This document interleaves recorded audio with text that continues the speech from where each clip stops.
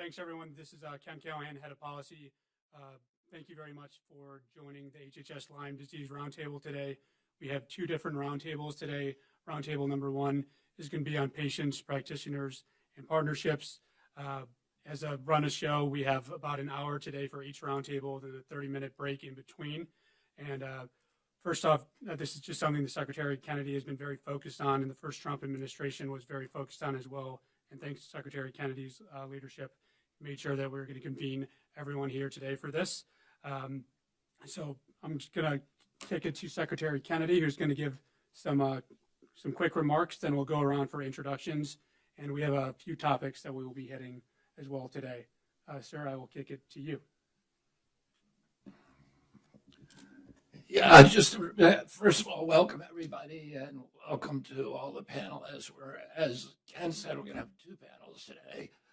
The first one is going to focus on physicians and treatments and patients, and the second one on innovations.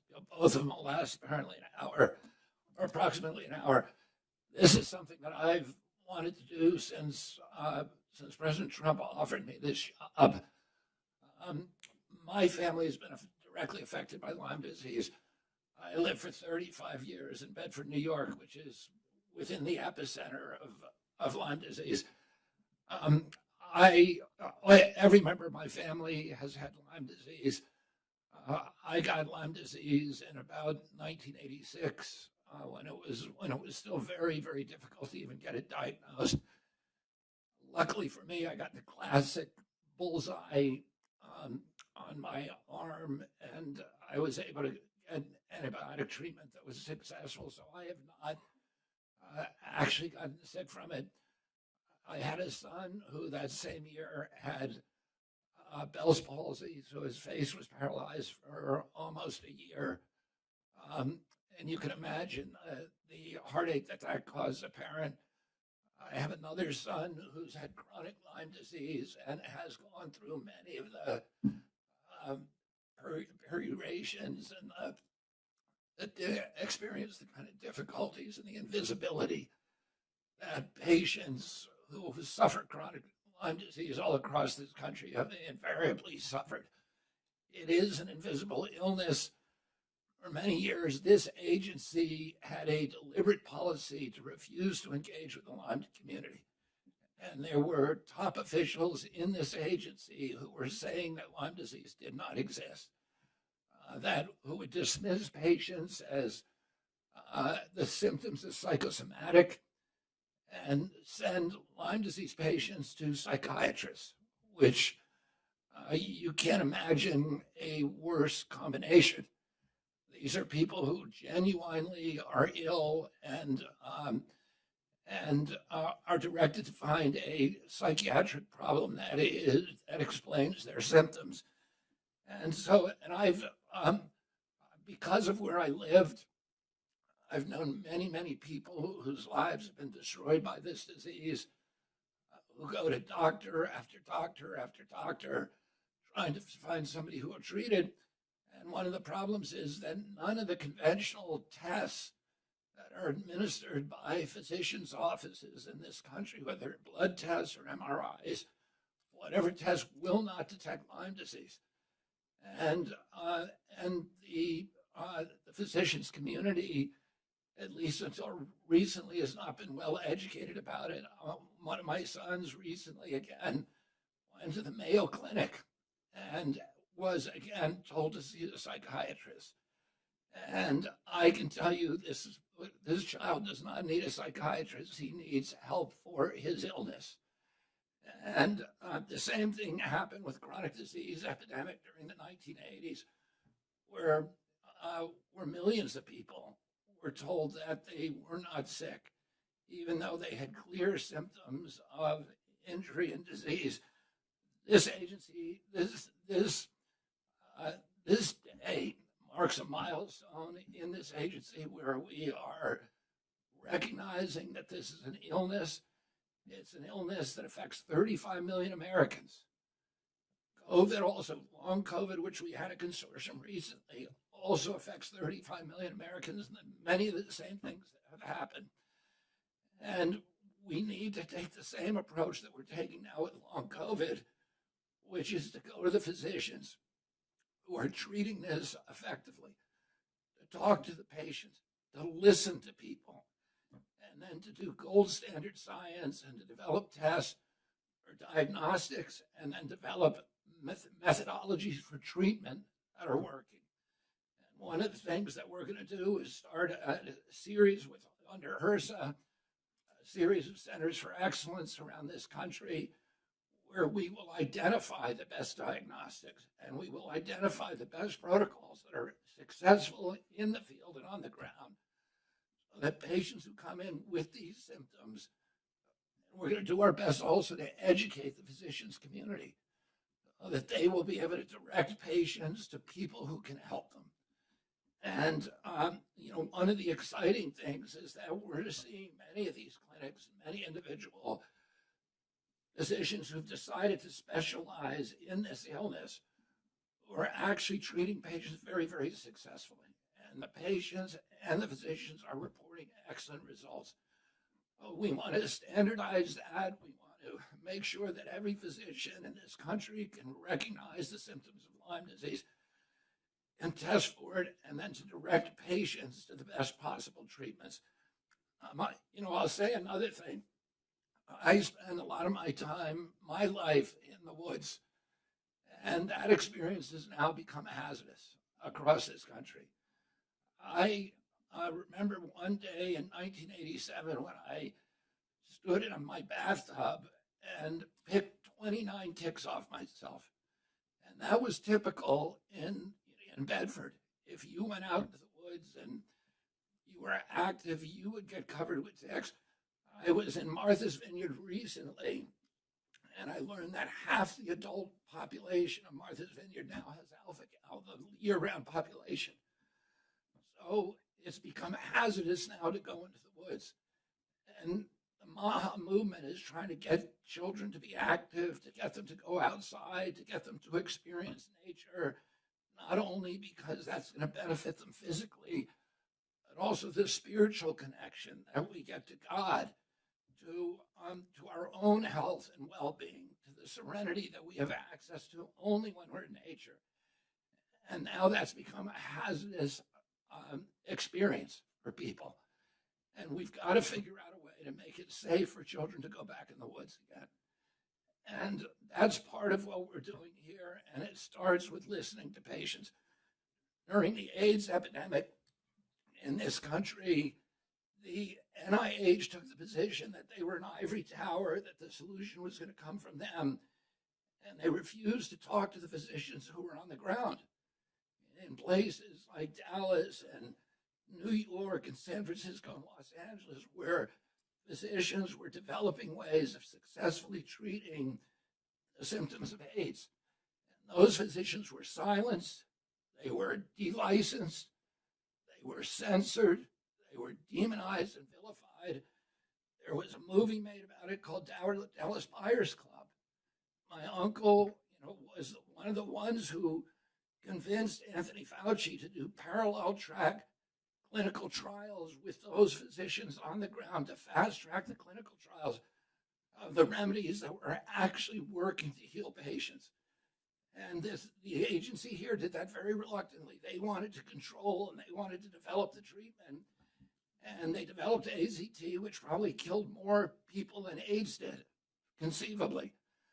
Oh, it's not a good match. We need to start listening to the public. And that's what this agency is going to do. I want to thank, first of all, Congressman Chris Smith, who was the chair of the Lyme Caucus and who has been responsible for getting some of the funding that we need to make sure that this works. I also want to thank, is your name Bennett? Yeah, and I know your boss, Steve Cohen, Alex Cohen, who lived very close to me in Bedford and who also had Lyme disease ravage their families. And my daughter was best friends with their children. So I want to thank you on behalf of the Cohen Foundation for the resources that you've put into dealing with this terrible, terrible disease. Without you, we wouldn't be anywhere near where we are today. So I hope you thank Alex and Steve for me on behalf of the agency. I also want to thank Congressman Morgan Griffin for joining us today, who's also been a leader on this subject matter.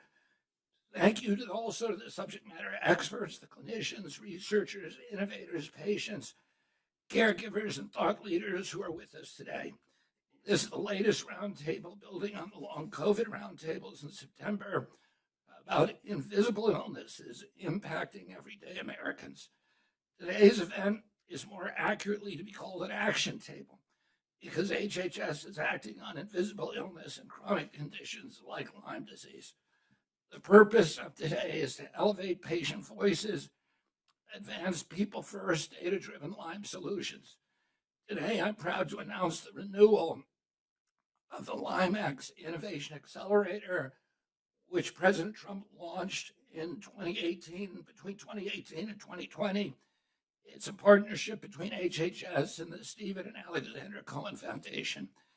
This partnership includes a 3-year memorandum of understanding that will build upon the $25 million that the foundation invested into HHS in the first Trump administration, including the $10 million LymeX Diagnostic Prize and more than $107 million the foundation has funded in total Lyme science and infrastructure, including Lyme disease biobanks and the Lyme Clinical Trials Network. This announcement fulfills commitments made in the MAHA strategy report to address chronic illnesses that affect millions of Americans. HHS appreciates Dr. Ben Nemser of the Cohen Foundation for being here and for his leadership. Together, we are redefining the Lyme status quo. Lyme disease affects nearly 500,000 Americans every year. It is a bacterial infection transmitted by the black-legged tick and deer ticks, and cases have now been reported in every U.S. state in the continental United States. Lyme accounts for 82% of all tick-borne diseases and 77% of vector-borne diseases nationally. Tick-borne diseases more than doubled between 2004 and 2016 and continue rising.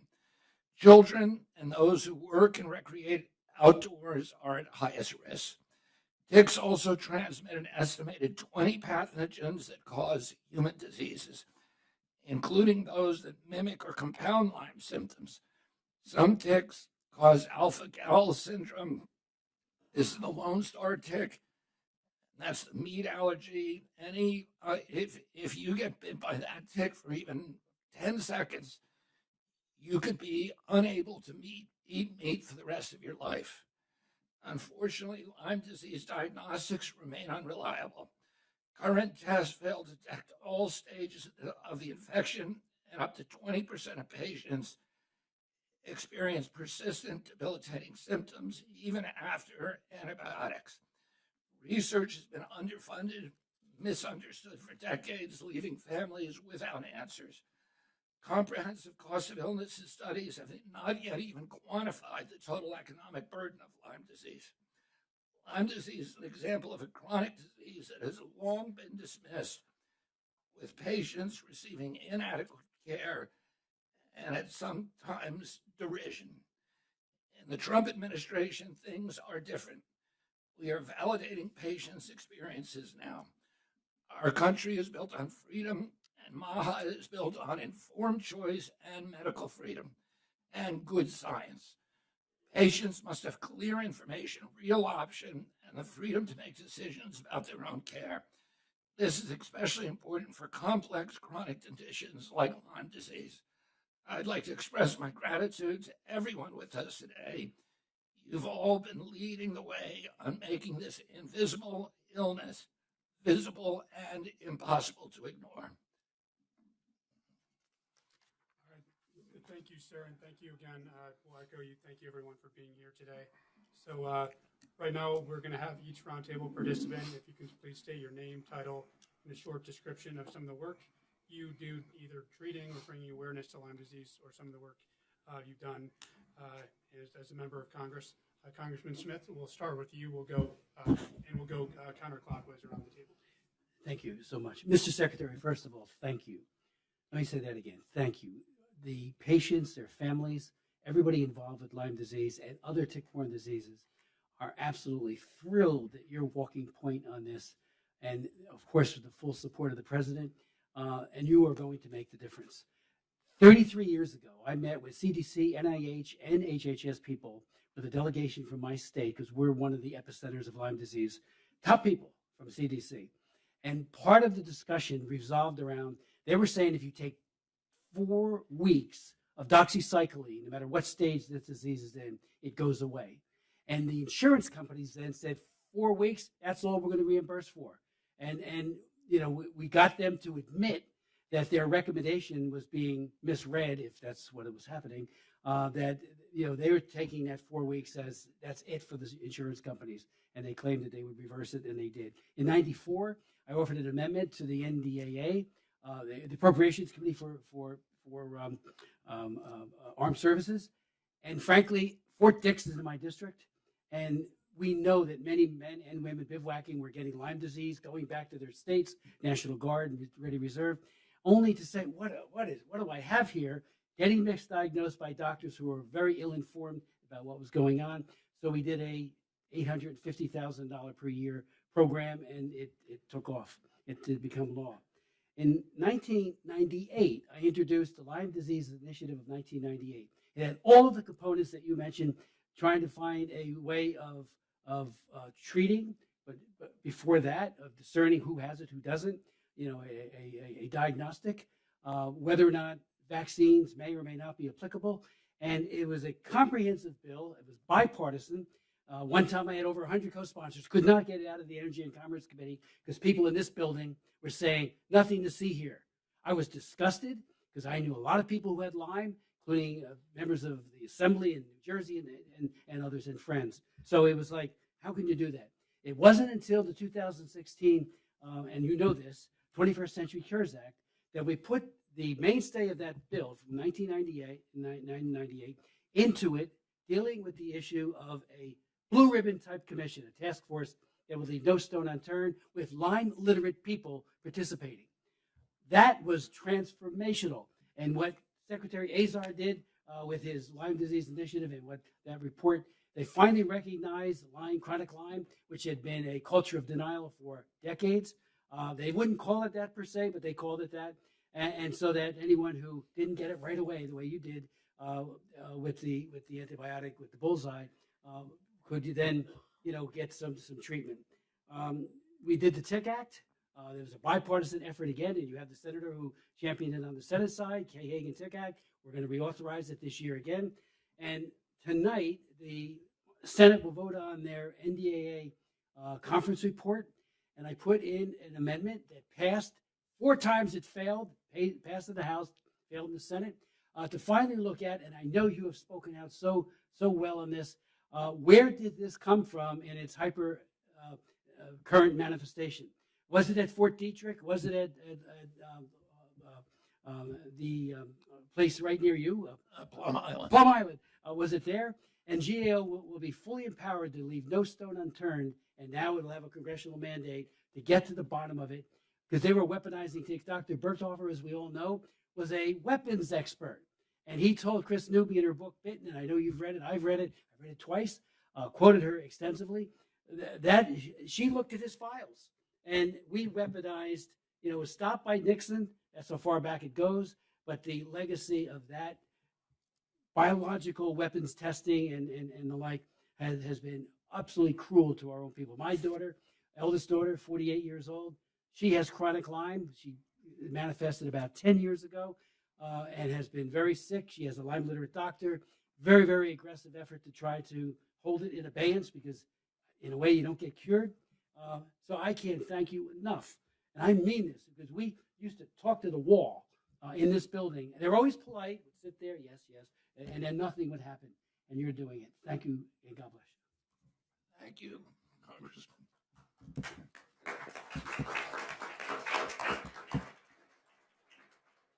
Hello, my name is Dr. Ben Nemser, Chief Program Officer for the Stephen and Alexandra Cohen Foundation.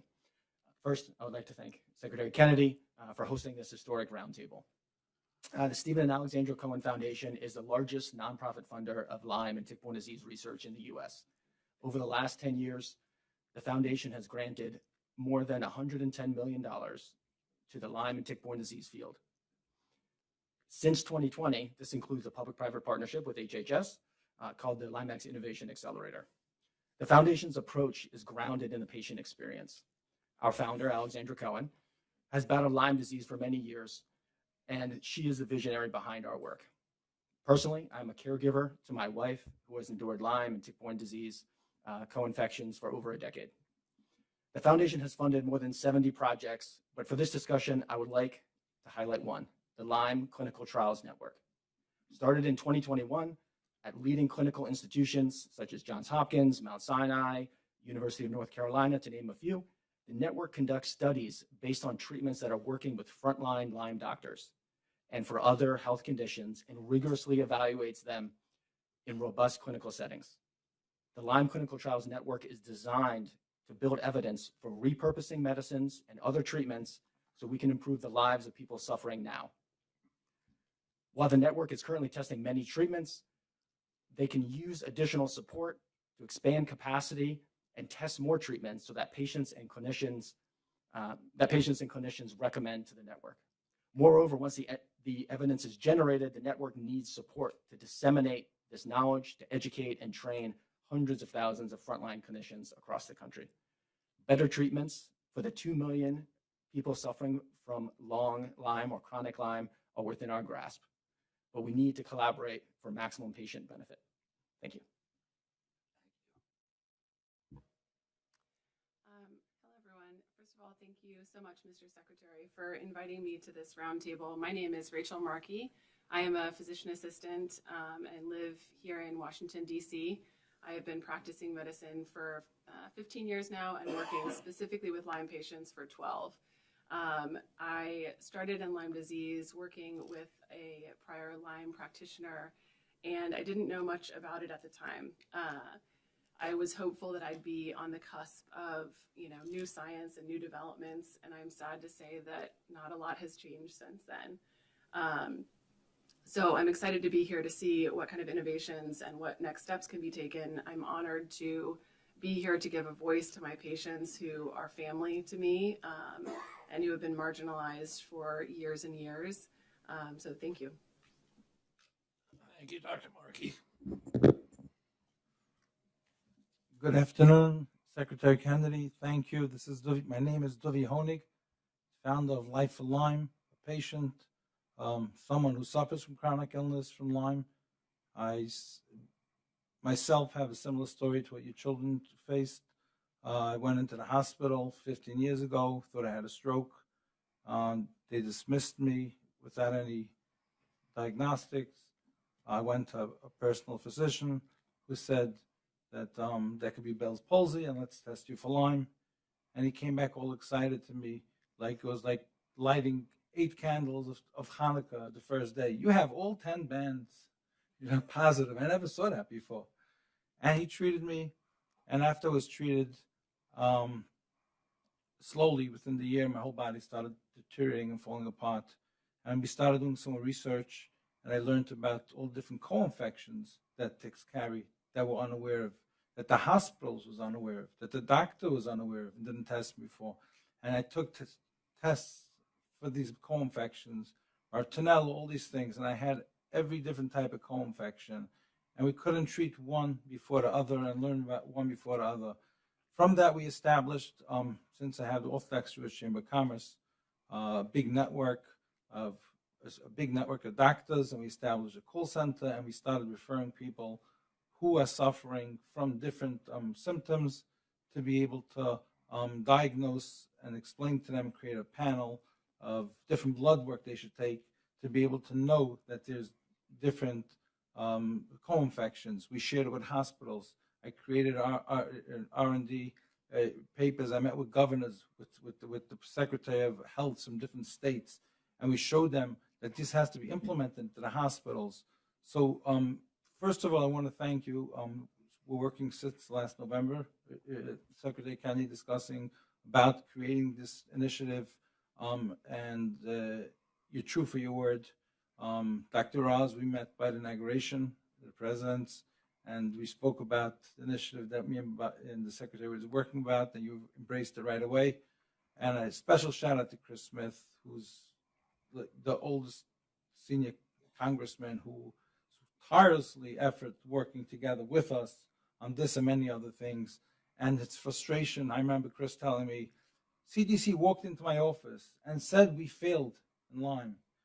And I just want to finish with a takeaway of prevention, because I'm not a doctor, but we do have the biggest referral department, and we saved tons of, over 30,000 people we serviced already.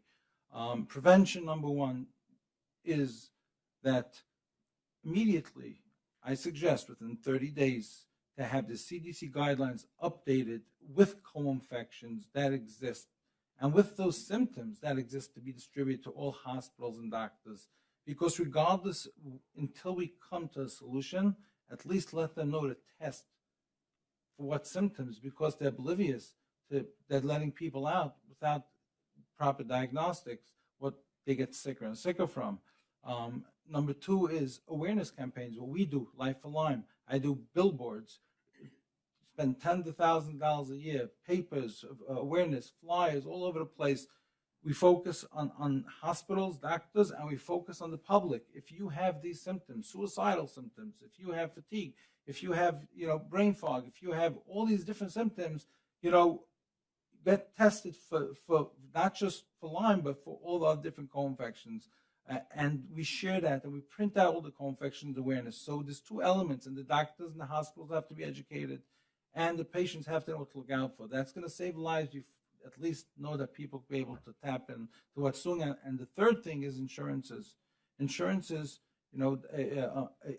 it's killing families. We deal daily with families, breadwinners, who are suffering from Lyme disease. Now it mimics all different diseases. So people are running from doctor to doctor, different symptoms, and at the same time, they can provide for the families, and it's out of pocket because insurance only covers the first initial meeting. So with having said that, insurance should be addressed right away, and it should be even this should be executive order that they have to cover the extended care.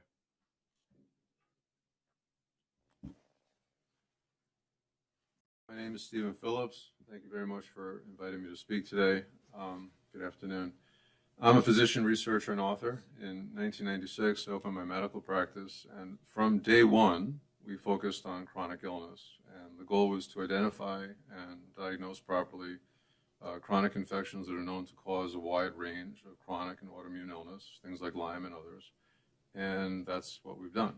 And my practice has been exceptionally effective at getting patients off of disability and back to full lives. And these results have been replicated over several decades, over more than 25,000 patients. My research areas have been fairly broad. I started out with microbiology and immunology work, went into innovative ways for direct detection tests, which are desperately needed. And my most recent research area has been in drug development, where I've worked with people at Stanford to formulate a new drug candidate, and it's been the final throes of testing at Tulane University. And I'm really privileged to serve on the Scientific Advisory Board for the Bay Area Lyme Foundation, which has funded $40 million of research that's been some of the best in the field. It's the most patient-centric, most innovative, and really the most impactful. I'm also an author, a co-author of Chronic, which is a best-selling book on chronic illness, and it details my story, and it's really a distillation of the decades of research and my medical practice and what I've accumulated knowledge. And I'm a best-selling author on Substack, and it's called Zero Spin. So like others here today, my family and myself have been devastated by these infections. I was motivated to open my practice, not because I got Lyme in med school, but yeah. Oh, sure. I'll take it after my dad with my soft-spoken. I said I was motivated to do what I do because of my father. I ended up getting Lyme in med school, and it was a chronic and relapsing course, but it was not disabling. But what I did learn through my studies, because I took all these electives in Lyme at Yale, and I realized that my father was most likely suffering from undiagnosed Lyme for more than 20 years. So he had an insidiously progressive dilated cardiomyopathy. He was given 6 months to live.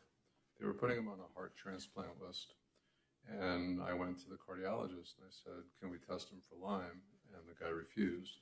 And I was thrust in this very unfortunate position to try to have to desperately save my father's life. And unfortunately, he responded really beautifully to antibiotics, and his heart function normalized, and he lived another 25 years. And in 2010, I came down with an absolutely devastating illness related to Bartonella, which I sustained from spider bites while sleeping in my bed. And just for the sake of brevity for these introductions, I won't go into the full details of all that, but I would like the opportunity during this roundtable to, paint the four corners of the problems, because after 30 years, they're pretty apparent to me now, and to hopefully present some potential paths forward of how we can get this situation taken care of.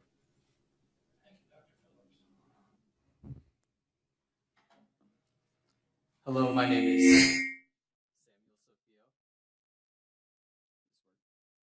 name is Samuel Sofio. I'm from Cincinnati, Ohio. I'm a junior at Cedarville University.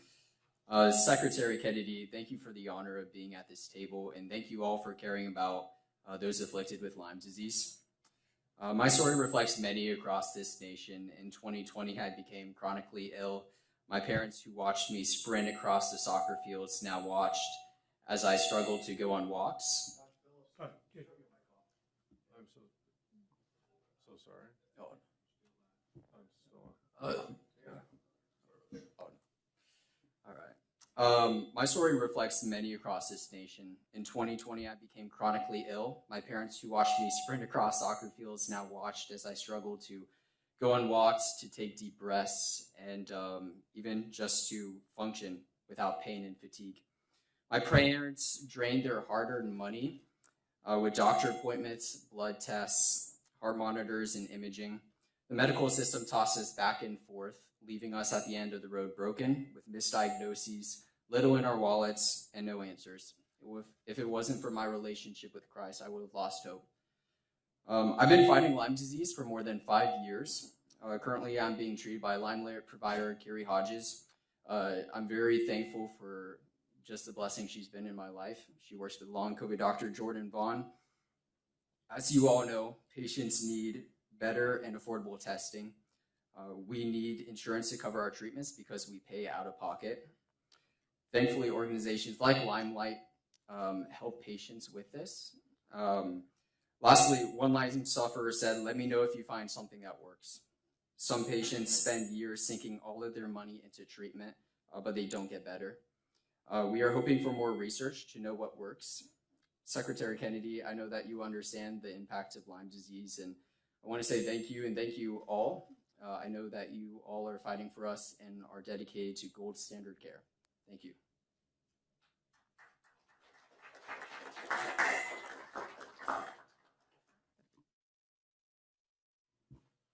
Good afternoon. My name is Olivia Goodrow. I'm 21 years old and I have been battling tick-borne diseases for 14 years now. Yes, I can. Better? Wonderful. I'm 21 years old and I've been battling tick-borne diseases for 14 years now. It took 51 doctors and 18 months for me to just be diagnosed with Lyme disease.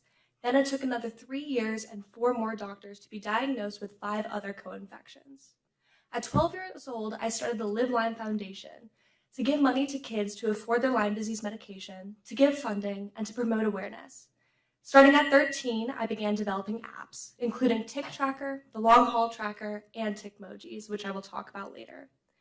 Through Live Lyme, I've hosted 6 scientific international summits that have had participants from over 50 different countries. I've also written my memoir, But She Looks Fine, From Illness to Activism, which details how I turned Lyme disease into Lyme Aid. Lastly, I am a junior at UCLA, and I am working with renowned scientists on rapid diagnostics for tick-borne diseases. Secretary Kennedy, thank you so much for inviting me here today. And thank you all here for the incredible work that you do, and I look forward to making history.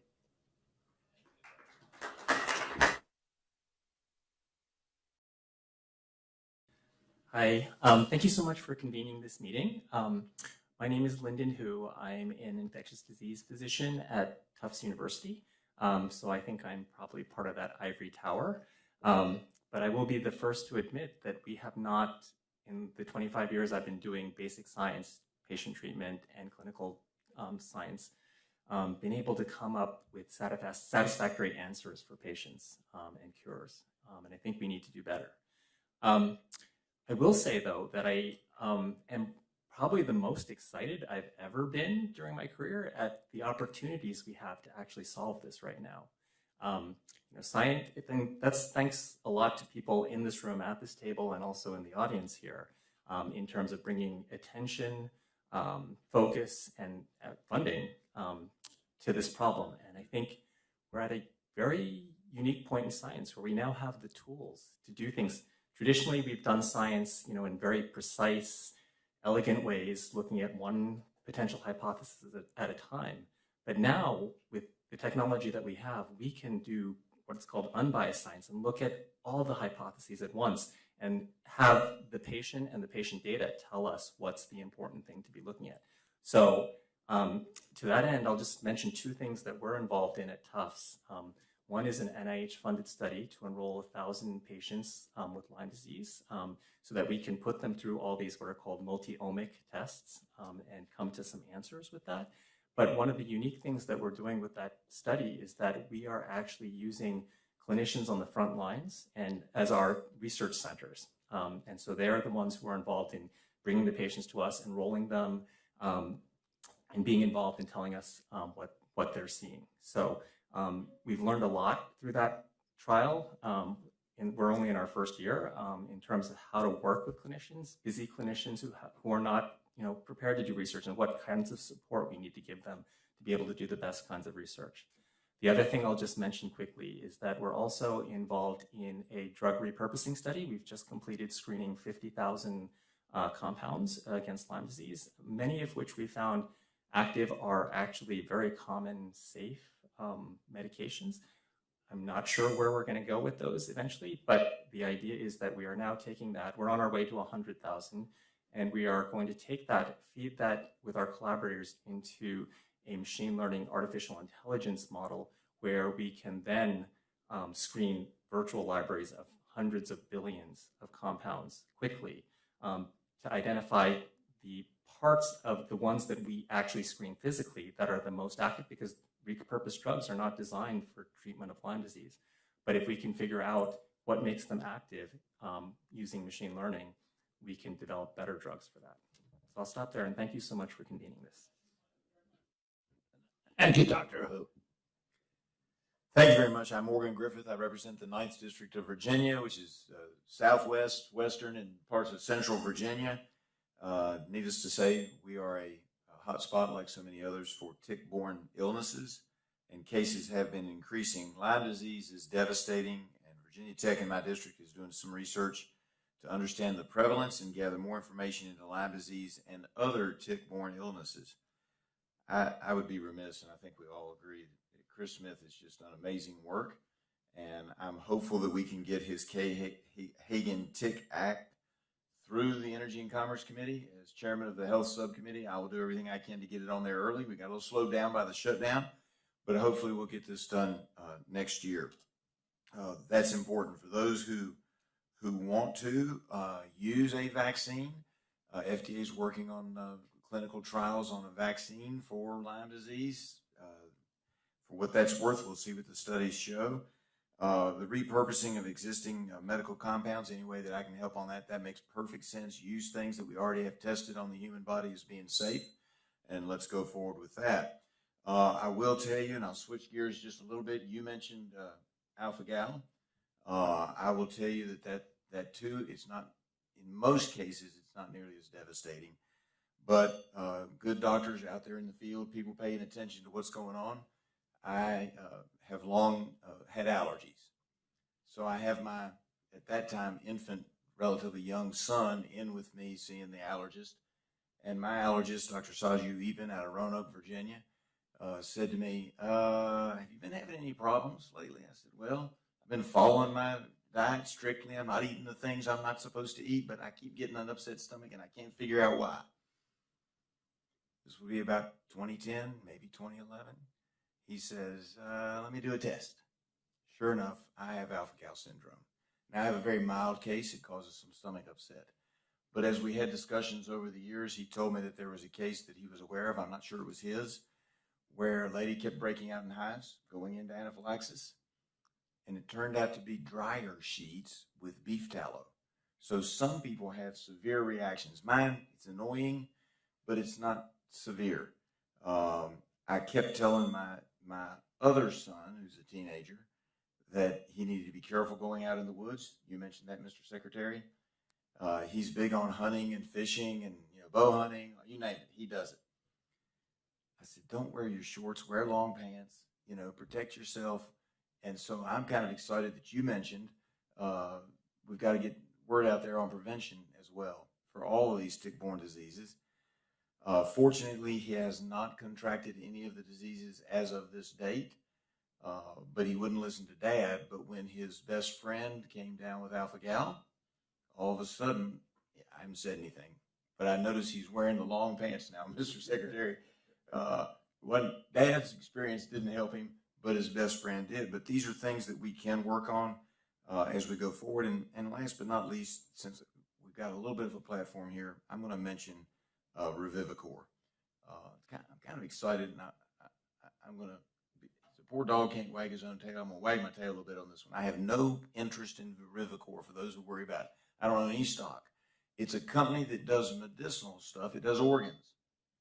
In order to transplant organs from pigs and cows, they had to take out the alpha-gal protein genetically from those animals. And I suggested to them in early 2020 that they look into having their product that they originally designed, the genetic work in my district, and look to the FDA to see if they could get it approved for food. In late 2020, they got it approved. There's an alpha-gal safe pig product out there, but no major supplier has picked up the license on it. But it's out there for those people who suffer from that. So that's a minor one. But then I asked Davis Michaels, who does incredible work for me in my office, to come up with a list of all the different ones. And we know about everybody knows about the big three: Lyme, alpha-gal, Rocky Mountain spotted fever. But my goodness, there's close to a dozen, if not more, diseases, and I'm learning so much listening to all the co-infections and so forth that are going on here. That's why this hearing or meeting today is so important, Mr. Secretary. Thank you so much. And as chairman of the Health Subcommittee of Energy and Commerce, I'll do whatever I can to help move these things along, not just Chris Smith's bill, which he's been the champion on for years and years, but anything else that we can do to improve situations on lots of diseases. But today we'll focus on tick-borne illnesses. And thank you so much for doing this. And I yield. Thank you, Chairman. I asked Dr. Oz to come here to talk about some of the funding options for Americans who may get sick. First off, let me make it clear to all of you, if you didn't already realize it, that this Sentinel event, this roundtable on Lyme, would never have happened if it wasn't for Secretary Kennedy sitting calmly next to me, not being so calm all the time, taking a he looks mild-mannered here, but you get him going on things like Lyme, and it gets him agitated for a very good reason. The massive ship that is HHS, even with the great captain, cannot change direction unless he's barking about it all the time. And I learned early on that when you mix medicine with politics, you know what you get? Politics. There's no more medicine left. I learned this on the show when I began talking about chronic Lyme, and I've had many of the folks around this table, either on the show or I interviewed them around it. Dr. Phillips and others have come and joined in with blue chip pedigree, with great efforts to try to explain what's happening. They get no respect from academic centers frequently, but in generally from the medical community. And the question, why is that? And there's a quote as you walked into this building from Hubert Humphrey. He says, the moral obligation of government to take care of those living in the shadows. And folks who suffer from chronic Lyme are indeed living in the shadows. Many of you have witnessed it. I certainly have. But when I began to recognize that the boards and the other groups that drive this process, and insurance companies, of course, are are incentivized by these boards taking a strict stance with a limited amount of time for treatment and thus forcing people into diagnosis that might not truly represent them, you begin to realize you need powerful allies to make change happen. The Cohens were friends of mine, and Alex actually was born at my hospital many years, not that many years ago, a few years ago. But she and Steve have been very supportive of this, but it takes people like that who appreciate this. But I'll tell you, going to those events, you realize that there's a volcano of activity ready to erupt amongst people who are frustrated, angry that this has not been addressed. As Congressman Smith said, when you're talking to the wall, nothing happens. After a while, you realize that it's not an accident. There's an active desire not to hear the story get loud. And so we began looking into this a little bit at the instruction of Secretary Kennedy and noticed a few things. First off, in the chronic disease categories, especially with Lyme, there's a general short circuiting of the system. So it becomes a condition that resembles other conditions. It makes it hard to put it into a bucket. So if you don't want to put it in a bucket, it makes it that much easier to avoid managing it. There are about 90,000 cases of Lyme disease reported by the CDC. Now, you heard a much larger number from Secretary Kennedy, didn't you? Others will probably reflect that. But we only know about 90,000 because only 90,000 fit into one of those buckets. That's data from 2023, by the way. It is still the most common tick-borne disease in North America, but it's not nearly what it truly represents in the impact it has, including economic impact on our country when college students can't show up in class, get educated, go to school, and become contributing members of society, which is one of the values of investing in healthcare. Of those people infected by chronic Lyme, in addition to memory loss problems, joint pain, debilitating amounts of discomfort, often, you end up with destructions of families.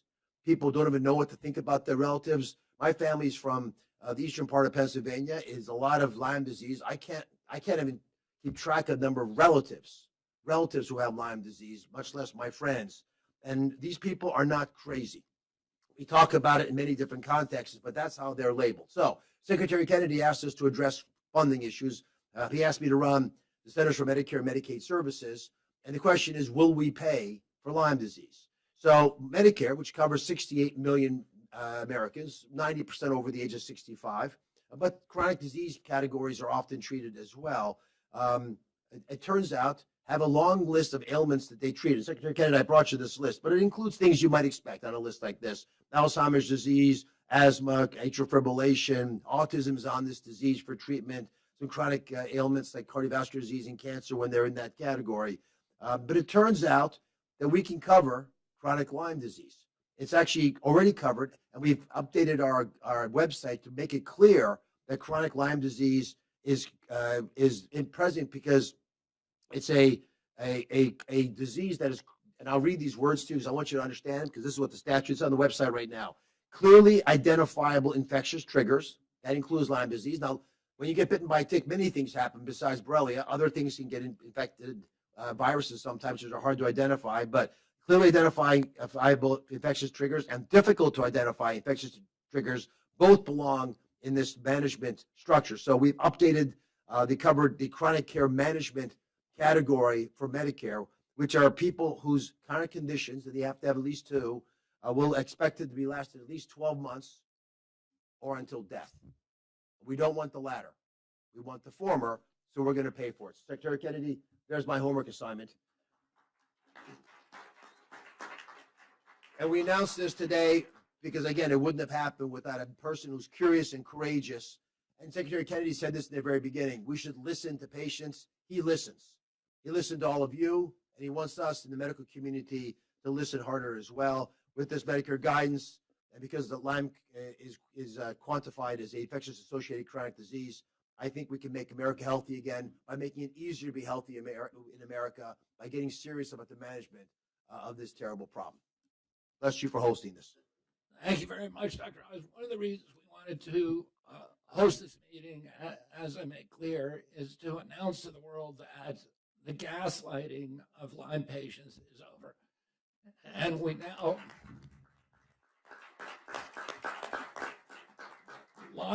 incidentally, Lyme and COVID are the numbers 6 and 7, respectively, chronic disease in this country after diabetes, obesity, cardiac disease. So the burden is enormous.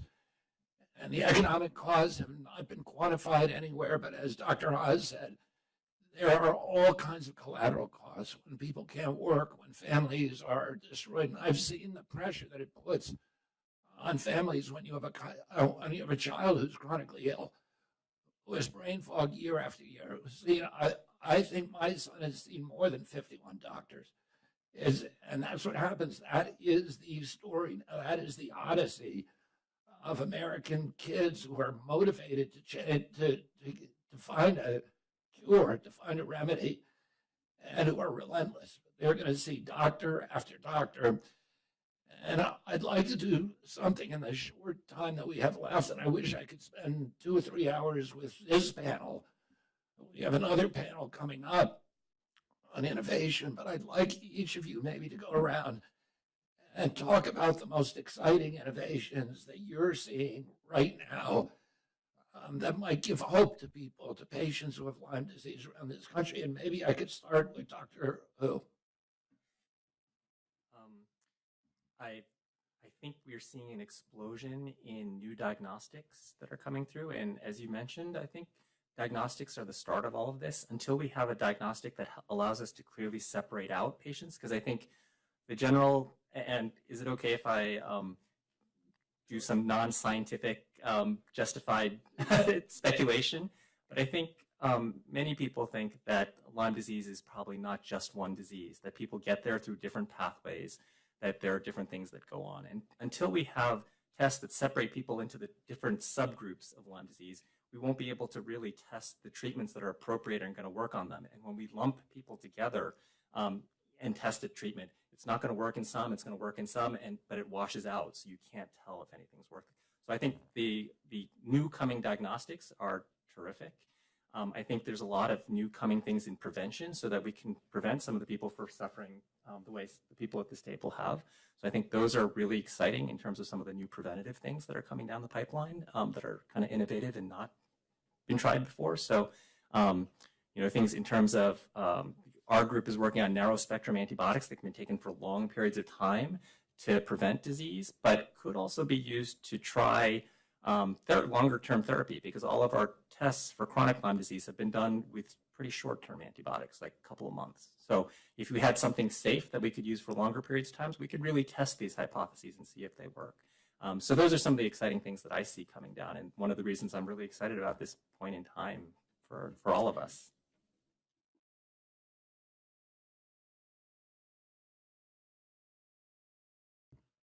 Absolutely. I think going on topic with the diagnostics, there are incredible diagnostic tools that are being developed. And one that I'm actually working on is through UCLA, and it is a rapid XVFA Lyme disease test. That is a multiplex vertical flow assay. And to put this into layman's terms, today, diagnostics with Lyme disease, they take time. They take time, and tick-borne diseases, they do not have time. They are very time sensitive. And this can be completed within 20 minutes. In our hopes, you could buy it at a Walgreens store. And I believe that this is a rapid test for tick-borne diseases that could really help people all over the world, especially in rural areas where they might not have access to clinics. Additionally, LymeSeq is also working on a multiplex immunoassay, which has AI learning as well, and it has a 94% sensitivity rate, which means that it is extremely capable of detecting tick-borne diseases and Lyme disease.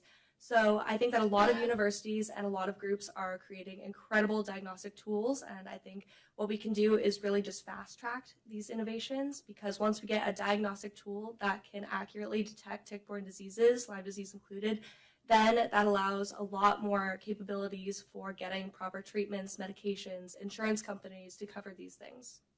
So those are some of the innovations that are out there.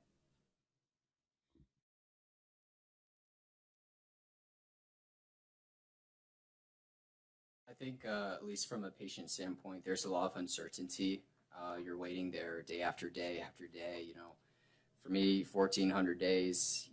With a lot of uncertainty. What's wrong with me?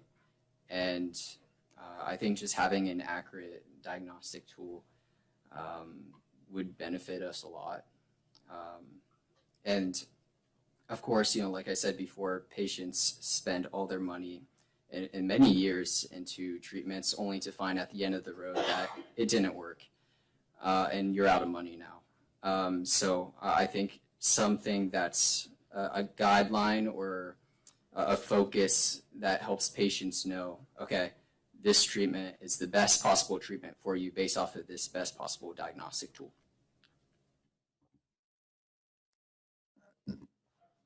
Dr. Phillips.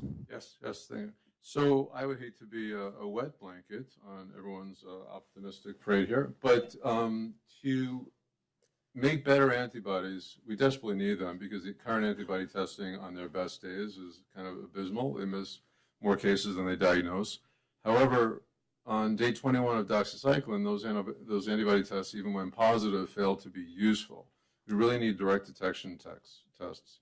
You know, Lyme bacteria have been extremely difficult to culture from infected hosts after a period of time.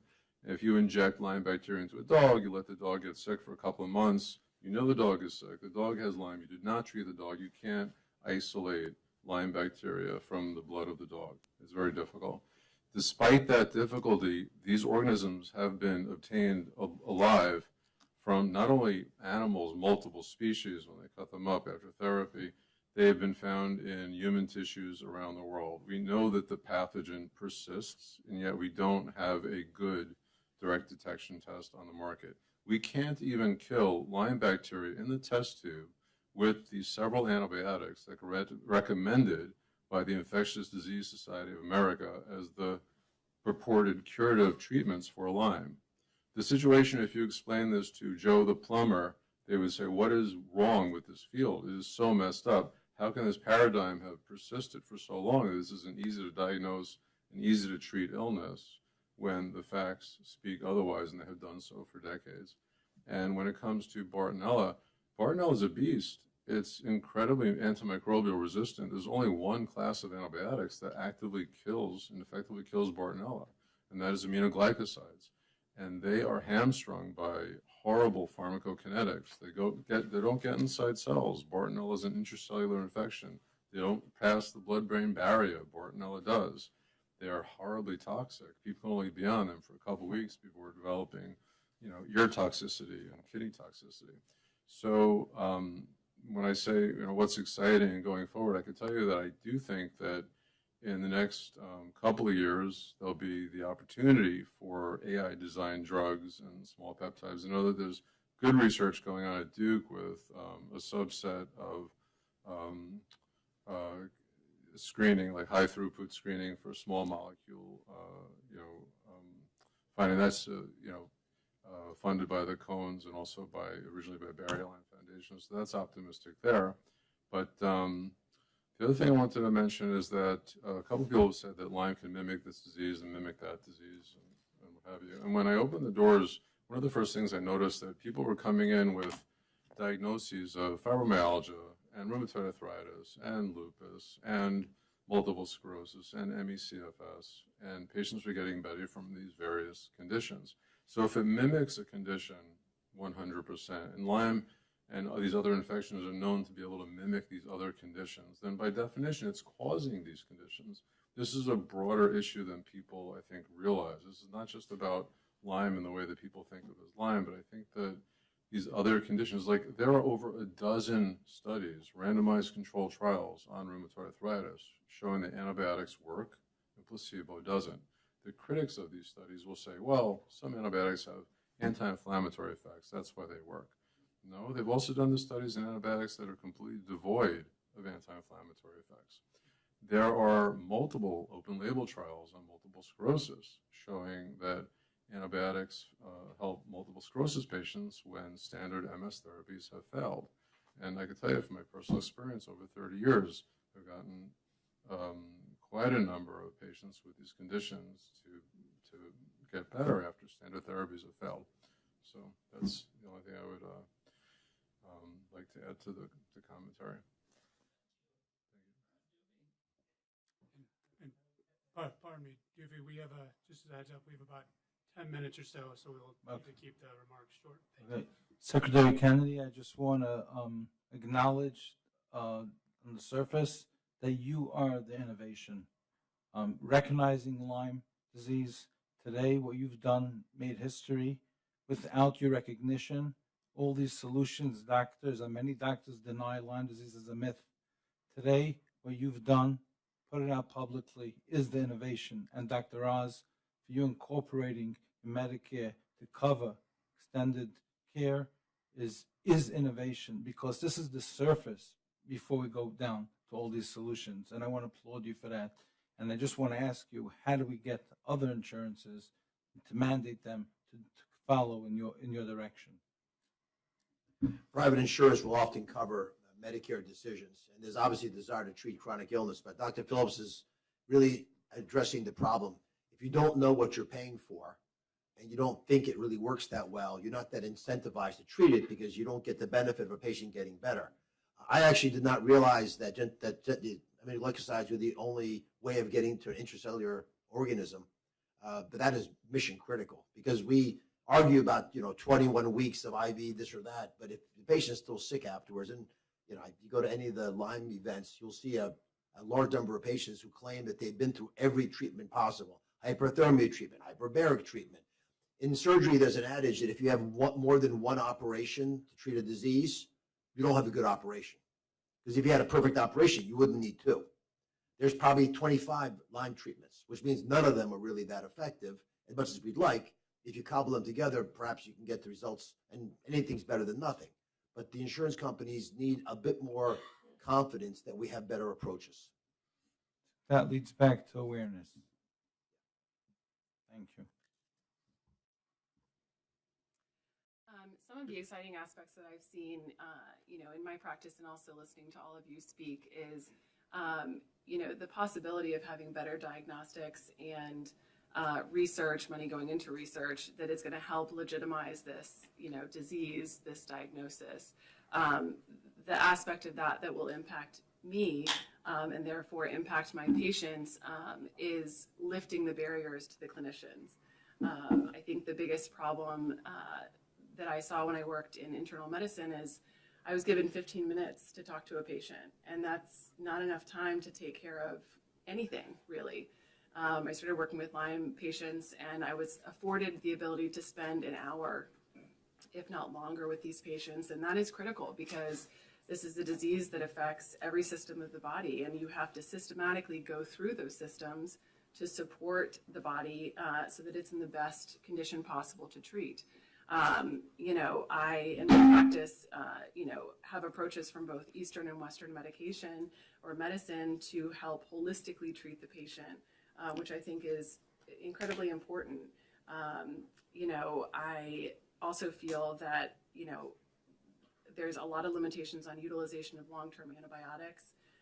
We, at my practice, use pulsed antibiotics in hopes of reducing resistance as well as giving the body time to detox and not create further issues down the road in regards to gastrointestinal problems. But I think the innovations that will occur, hopefully from this roundtable and future roundtables, will allow me to do my job that much better.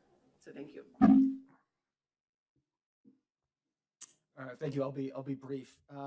Two things. One, tissue analysis. Oftentimes in patients, Lyme disease is not flowing through the blood, but that's the only place that we typically test. And so a lot of research done by Dr. Amy Peral in the audience is looking at tissue reservoirs to seeing how the pathogens may be harboring there, that we can understand the etiology as well as a potential diagnostic tool. And then second, I think just for everyone here as well in the audience, we've been talking a lot about long Lyme, chronic Lyme, and jumping into the deep end. If you need a good summary, I would recommend the award-winning documentary, The Quiet Epidemic. It goes through a lot of the history of Lyme and all the difficulty of patients, some of the innovations. So I think that'll be a really great place for folks to start. Thank you. Mr. Chairman, Mr. Secretary, thank you so much again. Duvie, thank you for your great work in Lakewood and around that area, which is in my district.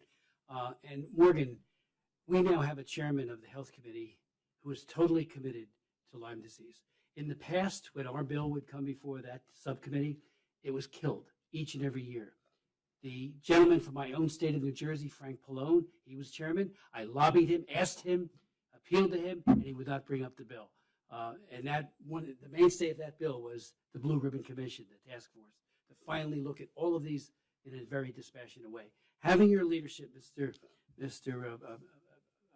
Kennedy, is just, and you too as well, is extraordinary.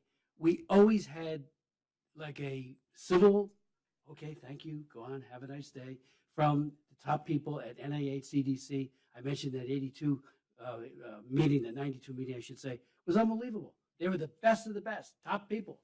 And they basically said, no, thank you. There's a door. Chronic Lyme does not exist. There needs to be something to be done with the infectious disease side of America. They lobbied aggressively against our bill. And when last time we got the bill passed on looking into what we may have weaponized the ticks, the big story in the Washington Post mocking the heck out of me for offering that. And I asked the reporter, have you read Bitten? Have you looked at any of this stuff? No, no, no. And yet they carried the story like we have a tinfoil hat on our head. I was very incensed at that because who gets hurt? All of those people, Megan Bradshaw's here. Megan told her story recently. She should be on television talking about not only her courage, but her overcoming spirit. And she is just one amazing former patient. She still deals with, obviously, these issues. And Olivia, when she talked about her tick tracker, what an amazing thing that is. I've had hearings on my on Foreign Affairs Committee. I've had hearings on how this is global. You know what the pushback was on that, Mr. Secretary?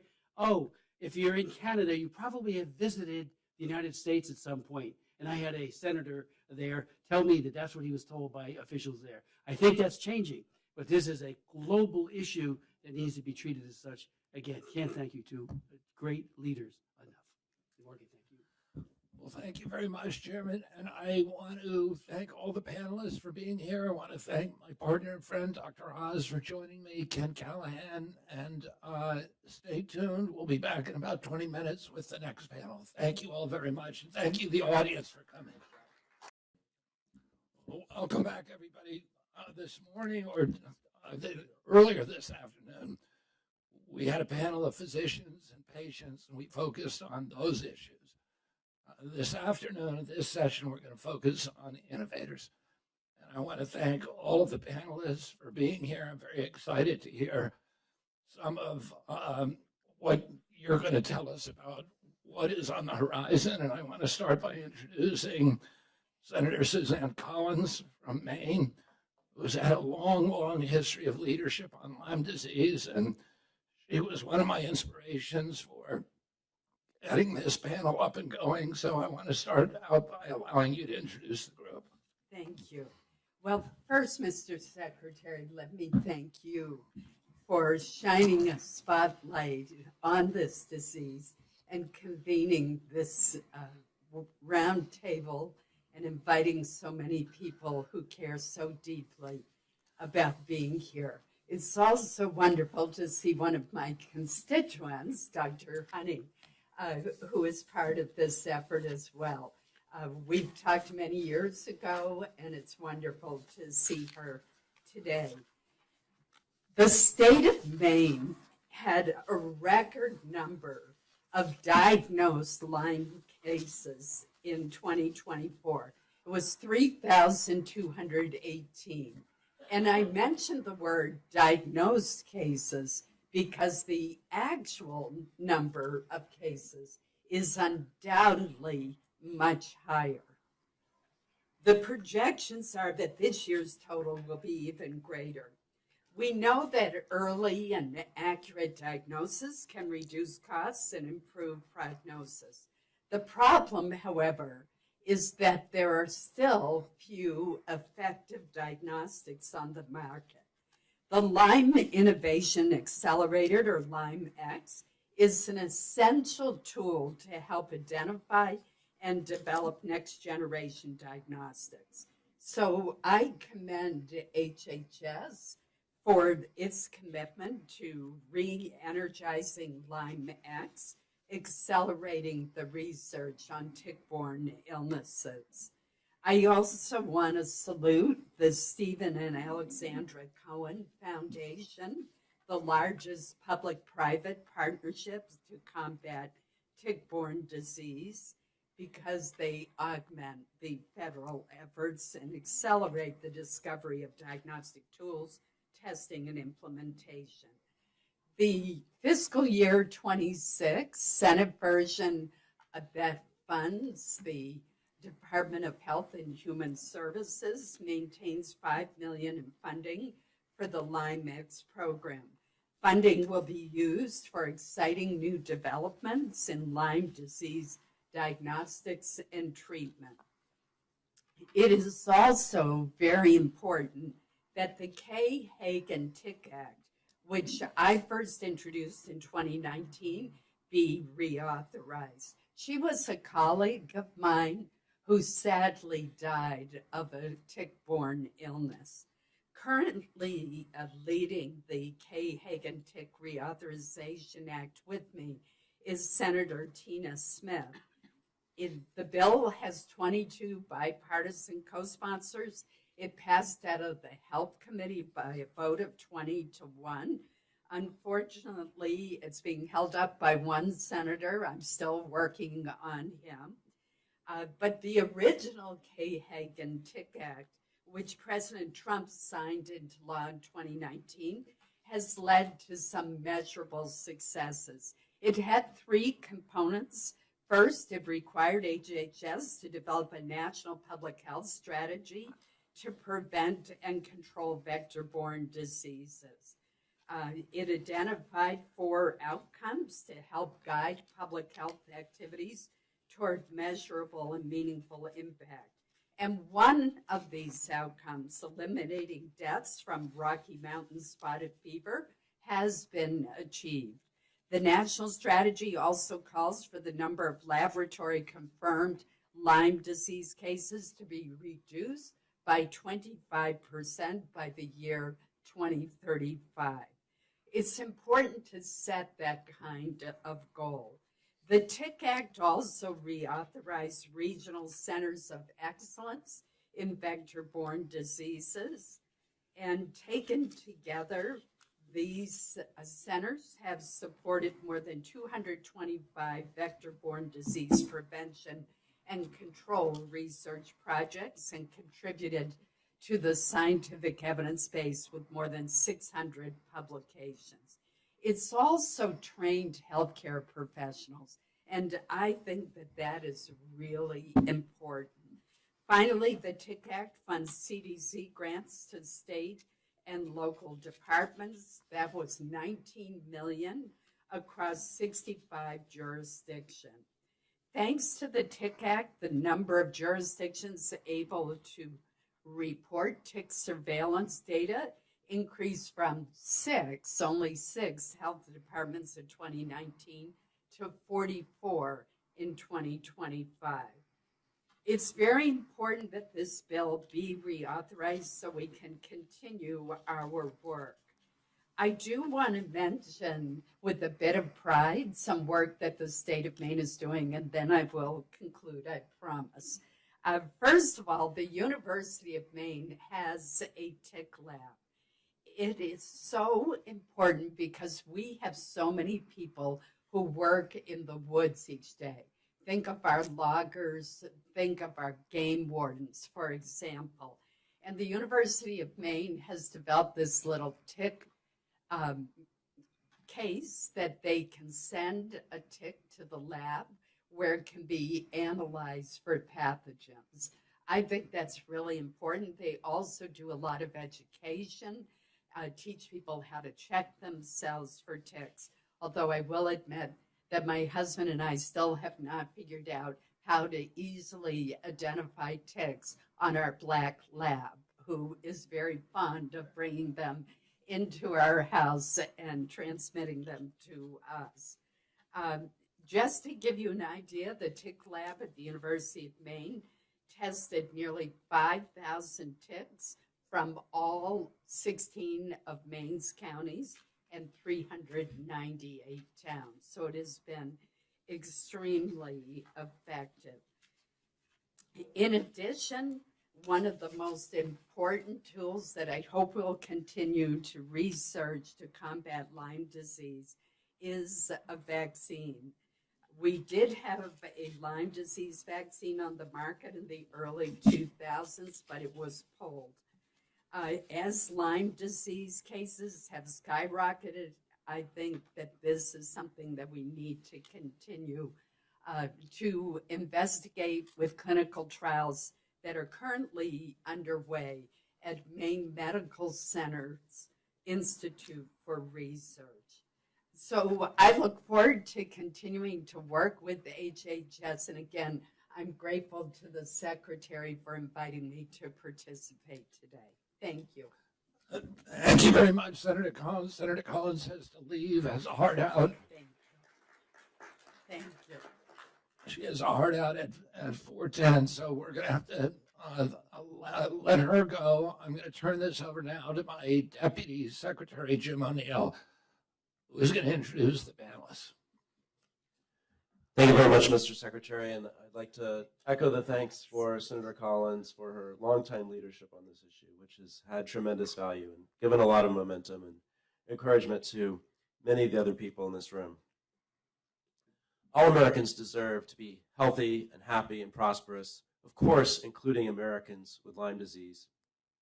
People with Lyme disease also deserve respect and acknowledgement that they are truly suffering from real disease. And we are all working to make that happen as well. As the Secretary said in the first panel, many of us were in Martha's Vineyard in September, including Jay and me and the Secretary for Tribal Advisory Council. And we heard from the Wampanoag tribe in Martha's Vineyard about the explosion of Lone Star ticks in Martha's Vineyard. So tick-borne illness are very much on our mind this autumn and in our hearts. Also in September, in this very room, the three of us and some others issued the MAHA strategy report. All of us at HHS are working hard to fulfill all 120 commitments from that report. One of those directives calls on HHS to use artificial intelligence to reduce the economic burden of chronic disease. And this event shows that we're not waiting for the new year to act. I would now like to ask our distinguished panelists to introduce themselves with name and title and what you're doing to work on Lyme disease. And we'll start on my far left with Dr. Bransfield.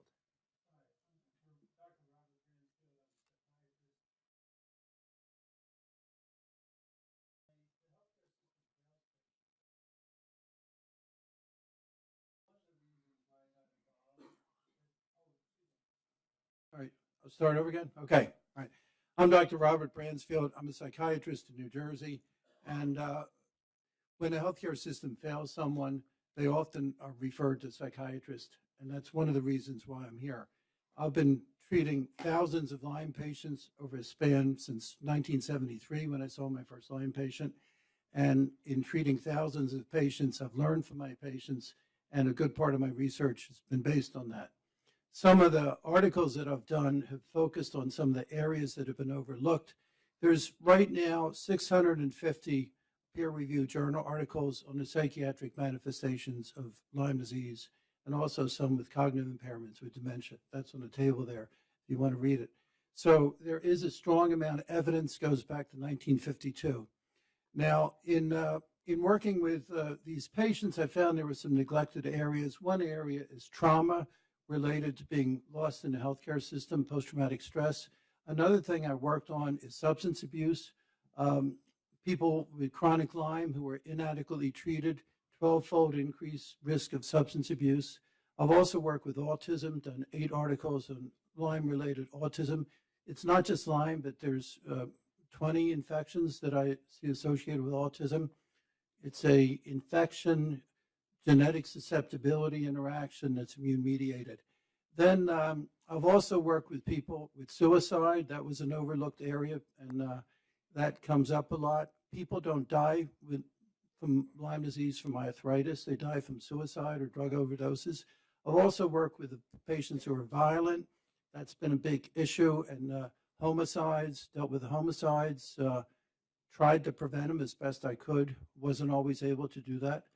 And then a big thing in looking at Lyme disease is that it's a clinical assessment is more critical. Right now, these are complex interactive infections. There isn't a simple lab test. And in psychiatry, we don't make a diagnosis of depression or anxiety with a lab test. We make it with a thorough clinical exam. Sir William Moser said, if you listen long enough, the patient will give you the diagnosis. And that's what we have to do. And we really can get that. So I've developed a clinical diagnostic system that anybody can use. And I've also developed some educational videos that are on the internet that anybody can listen to learn about that. It's good to educate other mental health care workers in this area. Now, my recent journal articles, one was looking at the entire connection between infectious disease and mental illness, and that was one article. Another article, which I did with the Lyme Biobank out of the Bay Area Lyme. In that case, we had a patient who was on my waiting list, and he was a case where he was inadequately diagnosed, inadequately treated, and then he went on to chronic disease, and he got lost in the system, couldn't get help, turned towards substance use. That made things worse, became psychotic, killed his best friend, and killed himself. And then we did an autopsy. We found evidence of persistent infection in his brain and body that helped explain why he acted in the way he did. Another article that I did is looking at this interaction of with COVID. My concern was that it contributed towards greater violence in the world, and I looked at proving that, how that occurred. But it also looked at the model of the role of infectious disease and violence on a regional and global level. And if you look at the map, where there's more infectious disease load, there's more violence. And you see that in different conflict zones. In higher equatorial areas and higher altitude and higher latitude areas, there's less vector-borne disease and less violence. Particularly in equatorial areas where there's compromised environments, you see more violence. So a lot of it is a ecosystem problem where we have to look at the whole pattern of how that ecosystem evolves, the pathogens, the vectors, and how the disease evolves. And I think that's very critical. That's not exactly Lyme disease, but it's related. But my work looking at the infection with these patients brought me to that. And I think we have to also look at the fact that this is not just an American problem, it's a global problem. And other countries follow the lead of American healthcare, but they also follow our mistakes. And that's been a big problem. I've seen it with in going to other countries and talking with people there. It's a problem in Australia and Poland, in Eastern Europe and France, where they have this very restrictive criteria. And I think if we can be more clear in broadening out the definition of Lyme disease, it won't just help here, but it would help in other parts of the world, and I think it would help with global stability as well. So it's very difficult dealing with this, but I think we can make some progress. But I think we have to look at diagnostics, not just as blood work, but we have to do it clinical diagnostic systems where there can be screening. You can do rapid screening, and then you do more detailed screening. The most detailed screening I do takes 2 hours to do, and I look at 280 different symptoms, but you don't start out that way. You start out more with a screener, and then you expand from there. And I think we have to help people today. In my past week, I had 2 people that were homicidal, 2 that were suicidal, 1 that was psychotic with an autoimmune encephalitis. We have to help these people today. We can't wait till these things evolve. There's a great urgency. So on behalf of my patients, and one other thing I get involved with is the legal aspect of Lyme disease on various levels. That's a significant thing that comes up a lot. And on behalf of my colleagues with ILADS, I also organize people. I organize other psychiatrists and other doctors. I've done that since the 90s. And my colleagues are here from ILADS, and that's an organization where we help to promote and educate. And we also have to develop these biobanks like the Bay Area Biobank, where there's 28 Lyme disease brains. It helps us with a lot of these studies. The gold standard is really with autopsy and tissue studies, and that's where we really are going to move forward and truly understand this. And I thank you very much and on behalf of my colleagues and my patients and myself for bringing attention to this critical issue. Thank you so much, Dr. Bransfield. Dr. Patterson. Yes, I'm Bruce Patterson. I'm a viral pathologist. I've been doing pathology for over 30 years, so I've had my share of diagnostics and what we call pathogenesis, which is exactly how do bugs create disease. And, you know, I wrote an op-ed, Lyme, the pandemic that COVID uncovered 4 years ago as we were using machine learning and AI to develop a diagnostic for long COVID. And along the way, we found some aberrant patterns in the immune system that were intriguing, that had very signature markers of Lyme disease, interleukin 8, interleukin 4, TNF alpha. These are all inflammatory proteins that we've been talking about and have been published. And we finally developed an algorithm-based system to diagnose long COVID and distinguish it from chronic Lyme, because as a clinician seeing thousands of patients, they all come in and say, oh, I have fatigue, I have brain fog, I have exercise intolerance, I must have long COVID. Well, 4 years ago when we were first going through those iterations, a lot of these patients ended up having Lyme. And so they probably weren't even adequately treated at the time. And I still think that is a huge issue right now with clinical trials starting with long COVID, clinical trials hopefully in Lyme. We're about to submit one in January, is proper stratification of patients in these clinical trials. It's a very simple ask, but it's very difficult to come by.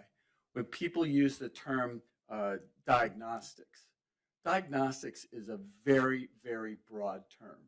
There's diagnostics that say yes or no, you have something. There's diagnostics that say how much of something do you have. There's diagnostics that say you have this versus you have that. Or most importantly, in the Lyme context, the need for a diagnostic to say, is the bug active? Is it actively replicating? Or is there evidence of past infection? And I'll add a third condition that we just discovered, that much like in long COVID, there's retention of the pathogen's protein in white blood cells called monocytes that are nothing more than fragments of protein and nucleic acids. We just found the same thing in Lyme. In other words, we found that there were fragments of Borrelia protein in monocytes, and we showed that those white blood cells are pro-inflammatory. They're producing all the inflammatory proteins that cause these extensive symptoms: brain fog, fatigue, joint and muscle pain, etc. We all know what those symptoms are.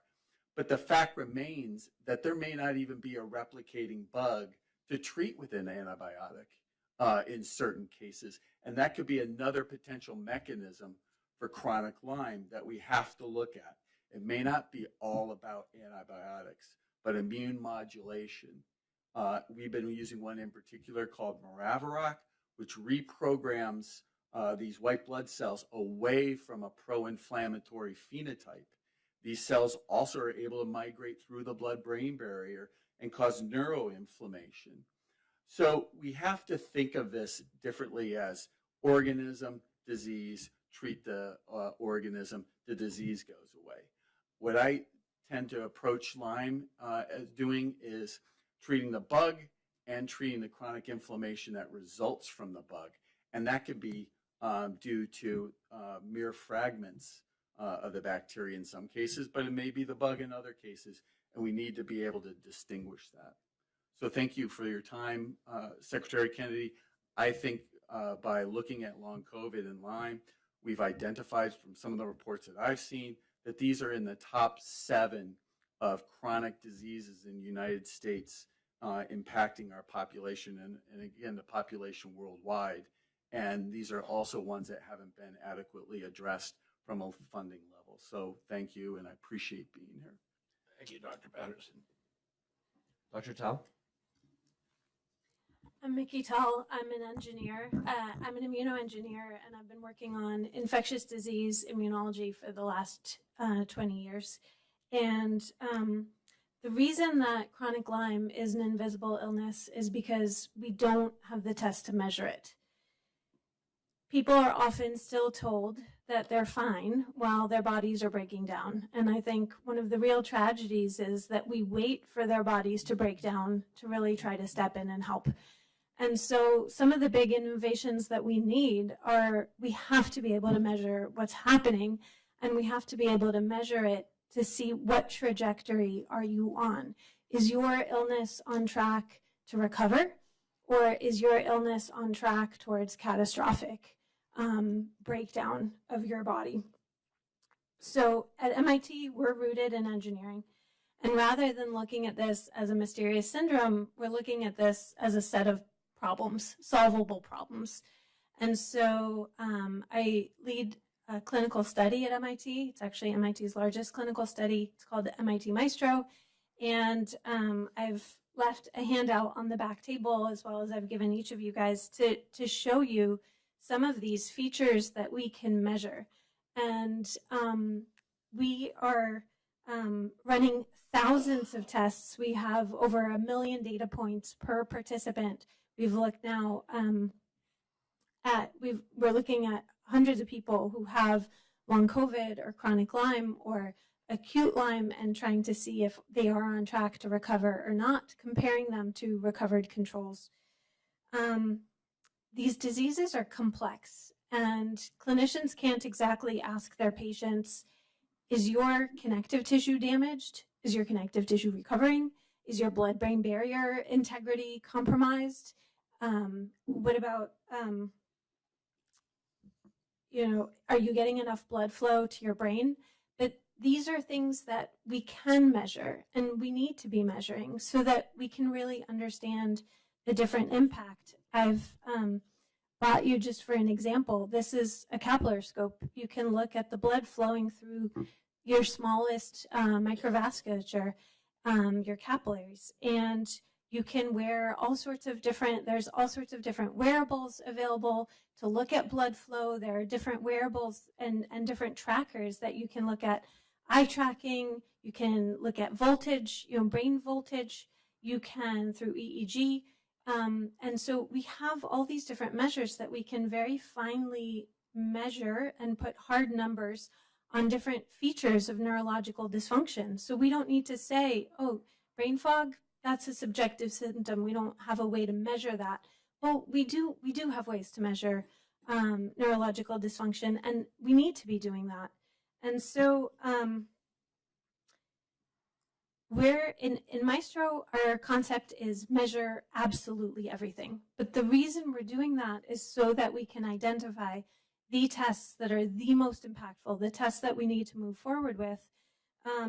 And while we're not done yet, I do want to tell you that I think, at the very least, measuring blood flow, measuring, eye tracking and neurological dysfunction, those are really critical and important and could really help us see, what is on track. And the other thing that I want to mention is one of the other things that we're doing is, instead of asking the immune system a yes or no question, have you ever seen this bug before, yes or no, we're really trying to look at the features of the immune response so that we can ask it an open-ended question.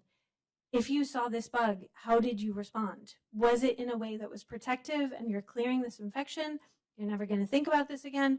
Or was it in a way that was catastrophic, bring the house down? And those are really important to identify, because then maybe we could help people before all of the ongoing damage and suffering. And so with that, I really want to thank you for your invitation today and for this open discussion. Thank you, Doctor. Thank you, Doctor. So we've already learned a lot of useful information about Lyme from our first 3 scientists. Fortunately, this meeting is being live cast and other people are learning from it. Our next 4 scientists are all people who work here at Health and Human Services. And before I turn it over to Dr. Jackson, I just want to go ahead and announce that because we have so much information today, we've launched a special dedicated page on the HHS website that is going to be a hub for news and data and policy around Lyme. So the website is hhs.gov/Lyme. It launched today, and I hope it will be a resource for everyone. And now I will ask Dr. Jackson for an introduction. There we go. Hi, everyone. I'm Dr. Alicia Jackson.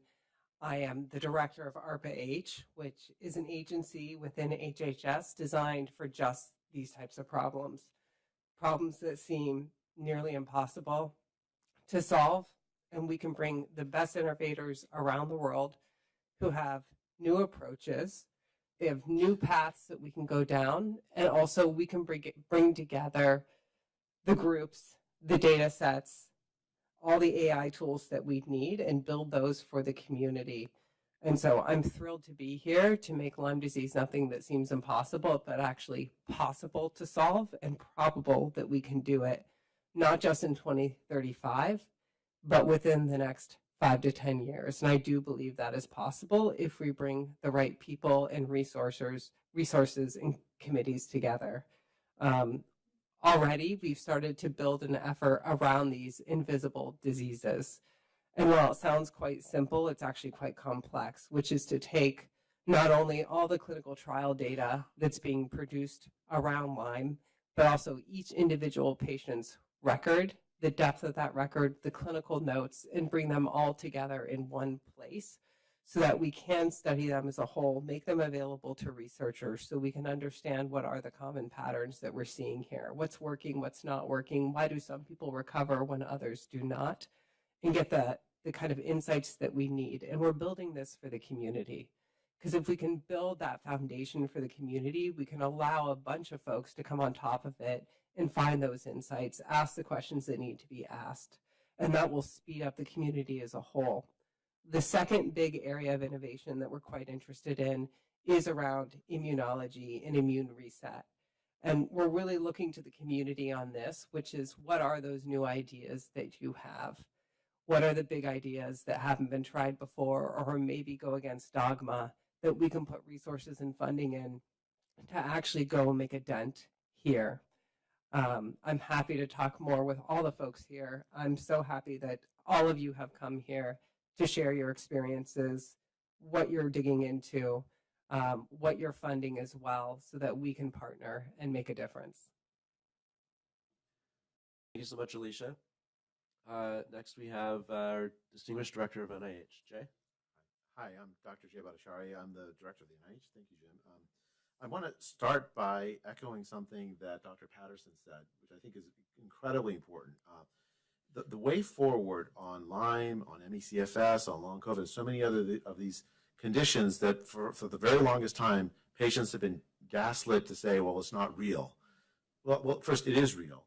But also, when you think about addressing it, you can't just think about the pathological agent that initiated the condition. You have to think about the patient as well.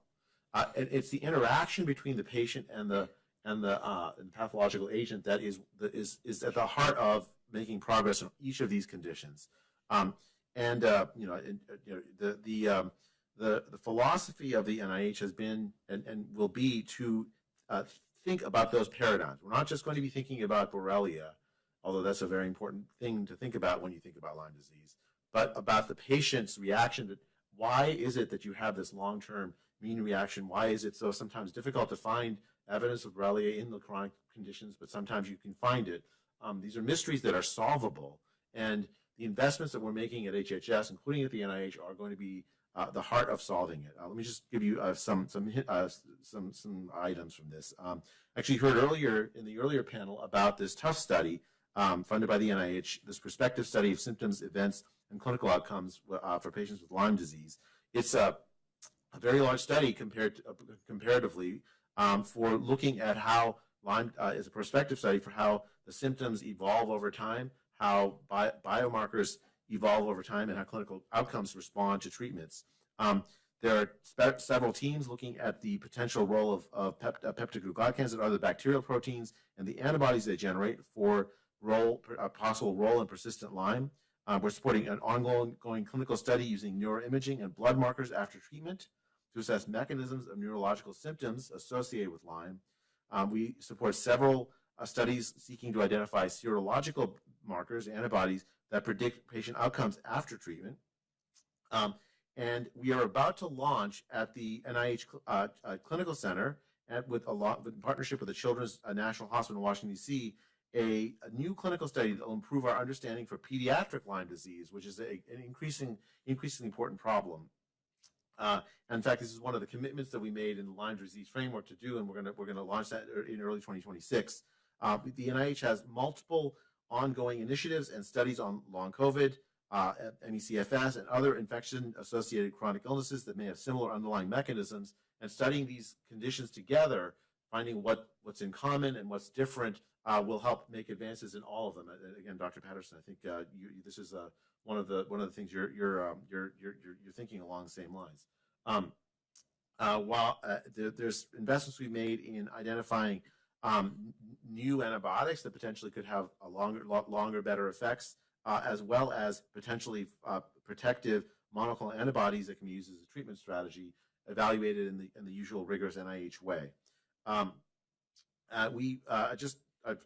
gone on long enough, so let me just say the NIH is committed to contributing to the overall Lyme strategy that the HHS and Secretary Kennedy has launched. And as I said, we've already committed to, we'll be launching this new pediatric Lyme initiative, as well as convening the new national NIH Lyme workshop to update federal research priorities on Lyme. I entirely agree with Dr. Jackson. We are the idea that Lyme is a intractable condition, patients are just making things up. Those days are long gone. Those are long gone. At HHS, we're absolutely committed to making sure we do the gold standard science to address your condition. And with the advances we're seeing, there's a real potential within a few short years that we'll have much, much better early predictive biomarkers, much better treatments, and real cures, maybe even than ways to prevent it that we don't currently have. But we're headed in that direction. Thank you so much, Jay. Next, we have Dr. Herodopoulos. Well, good afternoon, everyone, and thank you, Secretary Kennedy, for your initiative on this very important issue that affects so many Americans. I'm the Chief of Staff of the Office of the Surgeon General, and I am a family medicine physician, practiced in Florida for 2 decades. I have diagnosed and treated patients with Lyme disease, so I do bring some real-world experience to the Office of the Surgeon General. Part of what we do is want to communicate with the Americans. How do we live healthier? How do we have disease prevention and harm reduction?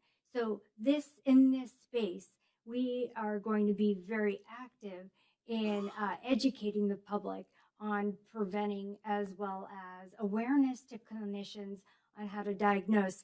Secretary Kennedy, you gave us our marching orders earlier this year, and Dr. Honey and I put together a briefing for you with your subject matter experts within the department. And one of those takeaways, you said, I would want a live stream roundtable so patients and innovators and researchers and clinicians are seen and heard. And this is what we've executed today with your leadership, sir, and so many people around the world are cheering for you today because of this. So what I could tell you is that I don't know if you remember, I put poppy seeds on the table for you because I said these are the size of the nymphs.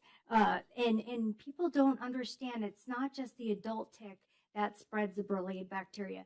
It could be the nymphs too, and those are the size of a freckle. So as we talk about primary prevention, we want, obviously, Secretary Kennedy wears jeans when he goes hiking for a reason, so he doesn't get Lyme disease and for others. And so we want to cover up. We want to make sure that we are not getting it in the first place, but taking it off. Research recently showed that the Borrelia bacteria, actually, it doesn't have to be 48 hours. It can happen within hours that the bacteria is spread. And it's a very smart bacteria that quickly gets out of the blood and into the tissue. Unfortunately, that's why we have such a hard time with the biomarkers. And it develops a biofilm and hides.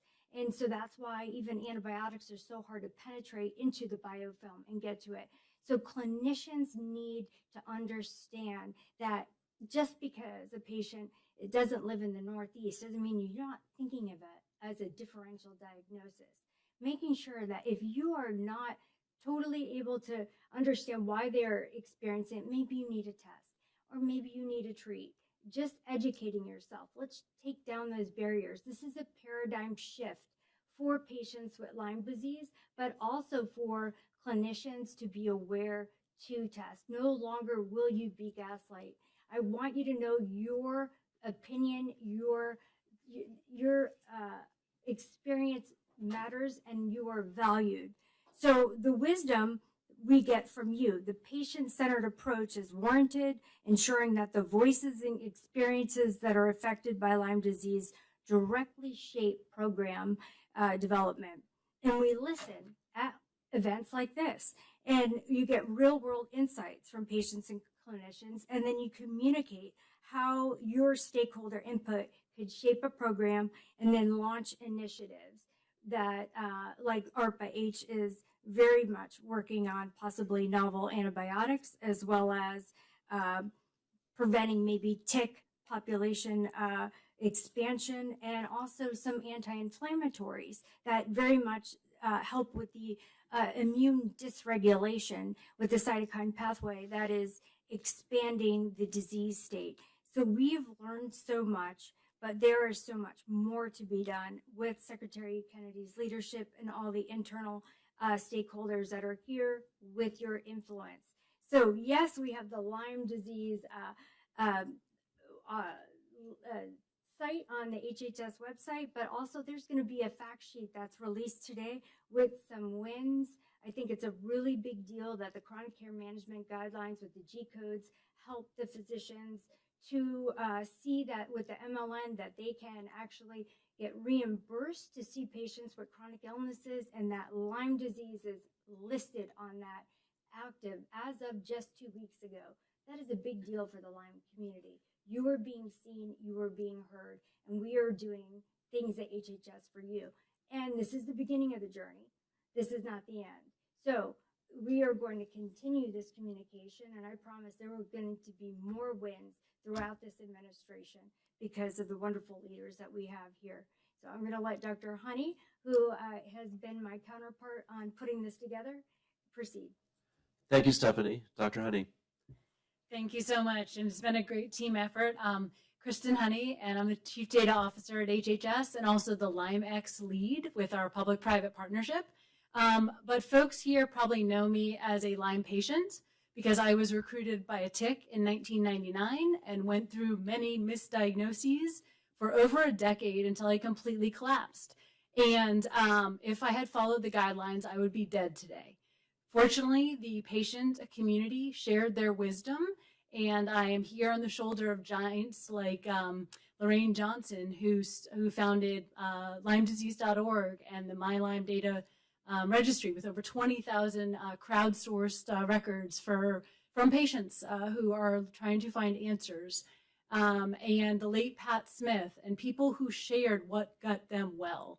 So after trying many things over 3 years, I finally biohacked my way out. But, no one should have to be the FDA of their own body and take such extreme risks. So we need a new approach that puts the patient at the center and that is truly precision health, because there is no average American, and what works for me may not work for you. And with these complex conditions, we really have to look at the individual and the host response. And I think of myself now as really a data-driven problem solver who loves the science, loves the nerdiness, but give me a wicked problem. Let's unleash all the data we can with radical transparency, and then have the courage to follow the data wherever it leads us. Thank you so much, Kristen. Dr. Gould is the person on the panel that I think I've known the longest. I think we met at a scientific conference around 13 or 14 years ago. It's always lovely to see you. Please proceed. Thank you very much, Deputy Secretary O'Neill and Secretary Kennedy, for hosting such an amazing, am I audible? For convening such a great gathering. I think it's a critical moment in the history of our health and wellness care in this country that this convening is happening. My name is Dr. Anita Goel. By training, I'm a physicist and physician from Harvard and MIT. I'm the chairman of the Nanobiosym Research Institute and Nanobiosym Diagnostics, which is a company in Cambridge, Massachusetts. I've been on a lifelong journey to bring fundamental physics and biomedicine together. My institute has been working with agencies like DARPA, NASA, DOD, and recently with FDA and HHS and Dr. Honey on really bringing together physics, bio, nano, and even AI tools to unleash quantum leap innovations in healthcare. And specifically, I feel like I'm hearing my echo. Specifically, we've built a vertically integrated tech stack that enables real-time, high-resolution data collection and diagnostics in a decentralized way. So the idea is that you could diagnose with high resolution. So my initial background is building nano-biophysics-based detection systems, next-generation diagnostics at the single molecule level. But we really harnessed all of that into a tech stack, most recently demonstrated with the FDA in a contract project we did with them, where we quantified the viral load. We have one of the most sensitive FDA-approved ways to detect low viral loads of COVID in saliva. And we quantified the viral load of these patients. So we ran a decentralized clinical trial. And we focused on collecting multimodal data. And Secretary Kennedy, you mentioned it's important to listen to the patient. So I see our technology stack as a way of technologically listening to one patient at a time by recording all kinds of data, their past medical history, their electronic health records, their biomarkers, and quantifying them with very high resolution in real time, so temporally resolving this. Most of our clinical trials are done in a low resolution way where we do cross-sectional studies. But if we can measure in high resolution in real time at an individual level, we get a lot more data because each individual story, and this is that personalized precision medicine, there's a lot of environmental factors that are influencing the biology of that organism on many layers. And so what we're trying to understand is not only the background information, but that interplay of the information of that biological organism with different layers of information in the environment. And that, when you mathematically try to put all that data together and extract patterns with tools like AI, you start to get novel insights. And the point is we can learn from patients in real time as opposed to taking 5 to 10 years for certain kinds of clinical trials before therapies become available. So I'm advocating this kind of new technological infrastructure that makes it possible to collect high resolution data in real time and then collect it on individuals, but then aggregate it over a population of individuals to start to build patterns. It's the way Facebook learns from its users. That's how we can advance our tech infrastructure to learn from every patient, except use it for the benefit of advancing therapies faster, getting them to the bedside faster, being smarter in our triage of patients, earlier detection of patients, value-based care, delivering better care at a cheaper cost because we can allocate our $4 trillion of annual spending budget more efficiently if we understand not just the detection and the quantification of the disease, but how that fits into a bigger pattern of how all these parameters fit together.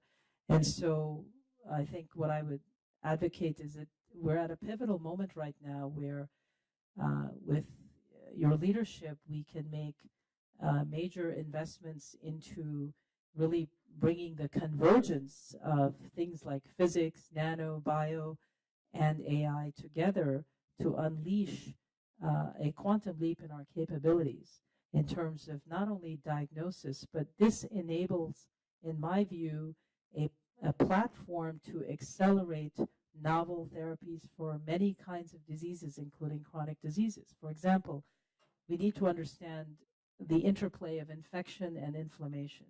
And this is true in Lyme disease as well as long COVID and many other diseases. Or even if you look at other chronic diseases of inflammation. And if you can time resolve, let's just take Lyme and long COVID, if you can start to time resolve the infectious phase and the inflammatory phase of each patient, and some of the things we saw in our clinical trial data is that no patients are the same. Some patients have high viral load and their inflammation and their symptoms end when the viral load ends. Other patients, their symptoms end, but they continue silently carrying a persistent viral load. And a third group of patients have no viral load, but they keep having symptoms and some sort of inflammatory framework. And just really trying to understand that and tease that out.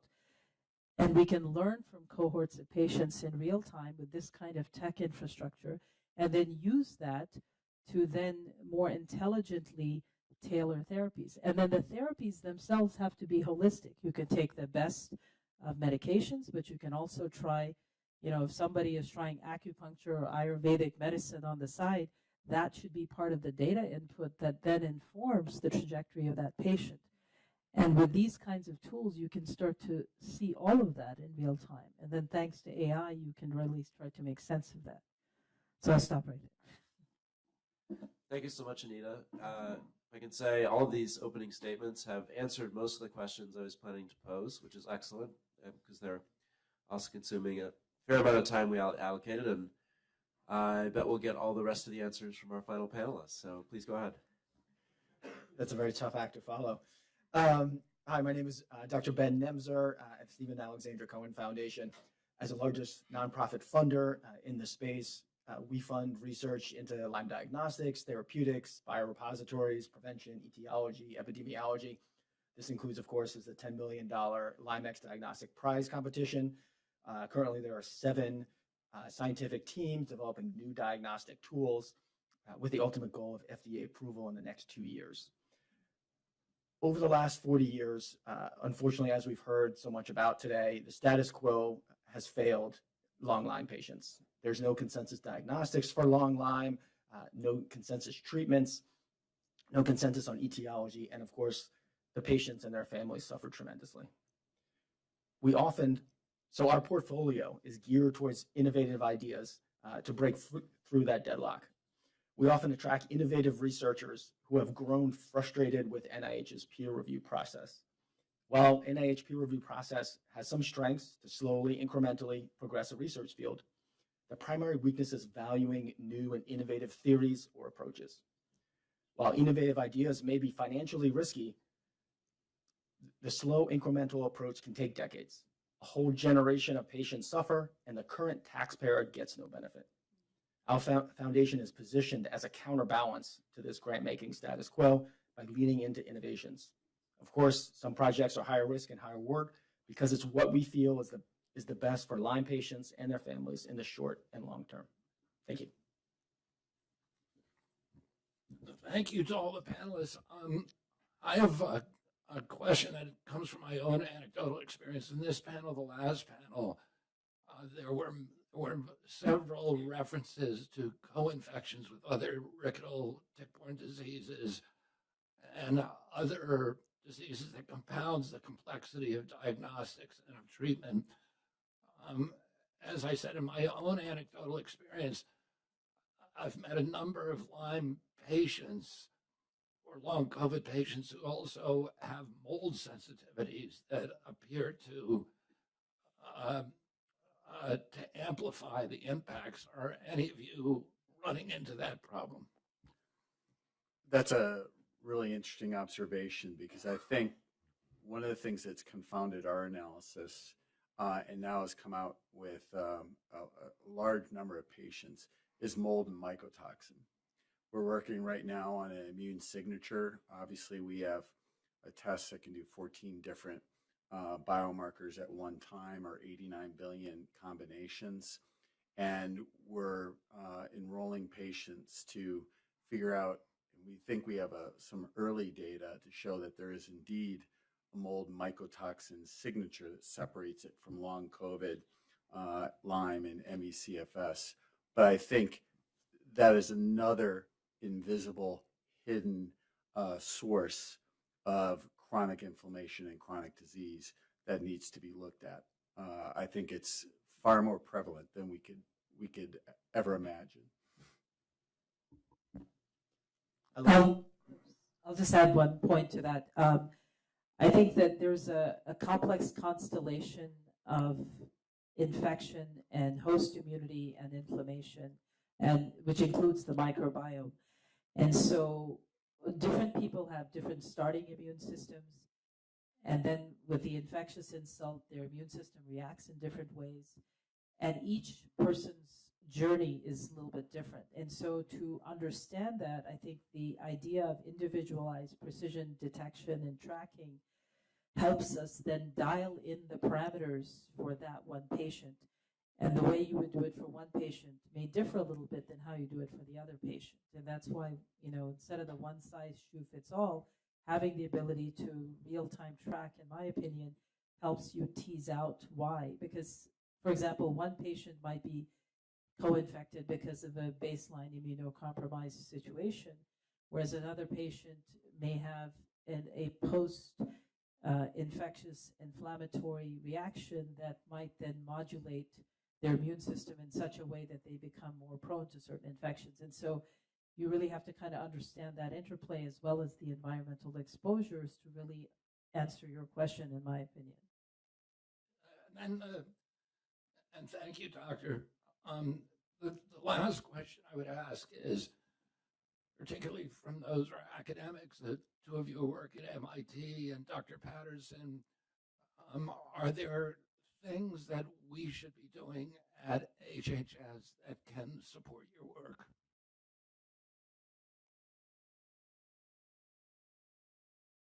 I think that's such an important question, because I think at the end of the day, on our parts, it's always bandwidth and funding.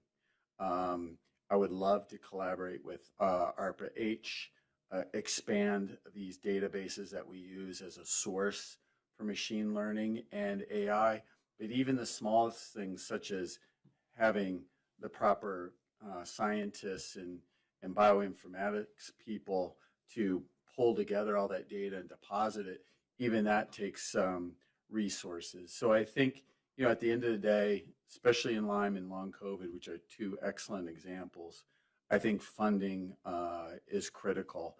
But the other critical thing is what we're doing right here today. I would never have known what other people are doing in this space. We live in a little bit of a vacuum. Sharing these ideas, I think, as I've shared with you, Secretary Kennedy, in the HIV days, we didn't do this. In fact, the immunologists and the virologists rarely spoke to one another.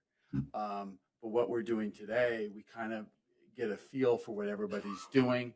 And a lot of us have similar ideas, maybe approached in a different way. That's what will get to real solutions and real outcomes. So I think this is what we should be doing. I want to chime in there that,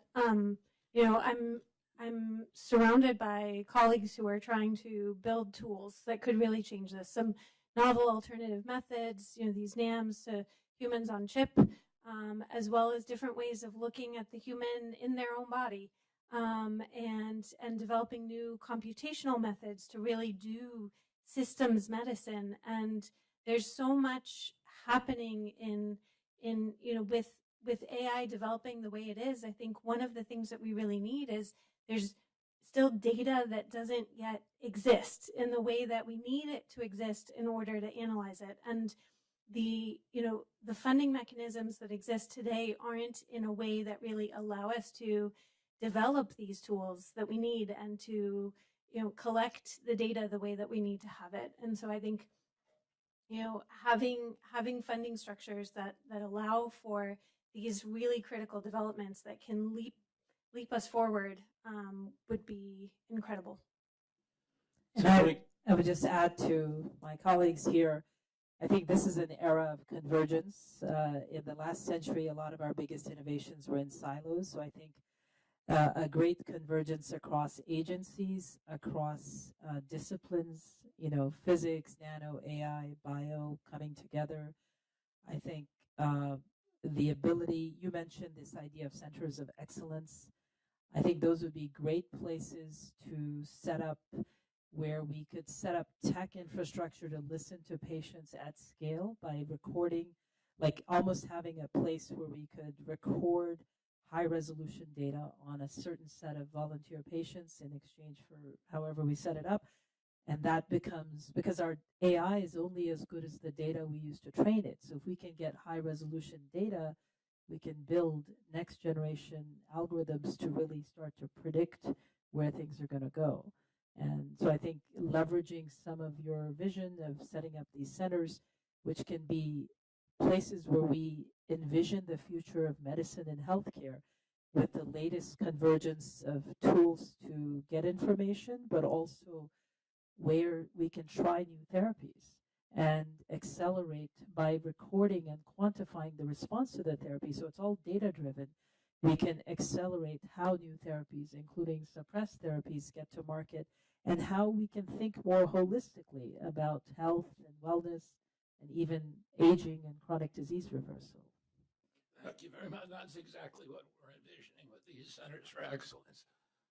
I'm glad to hear you validate that.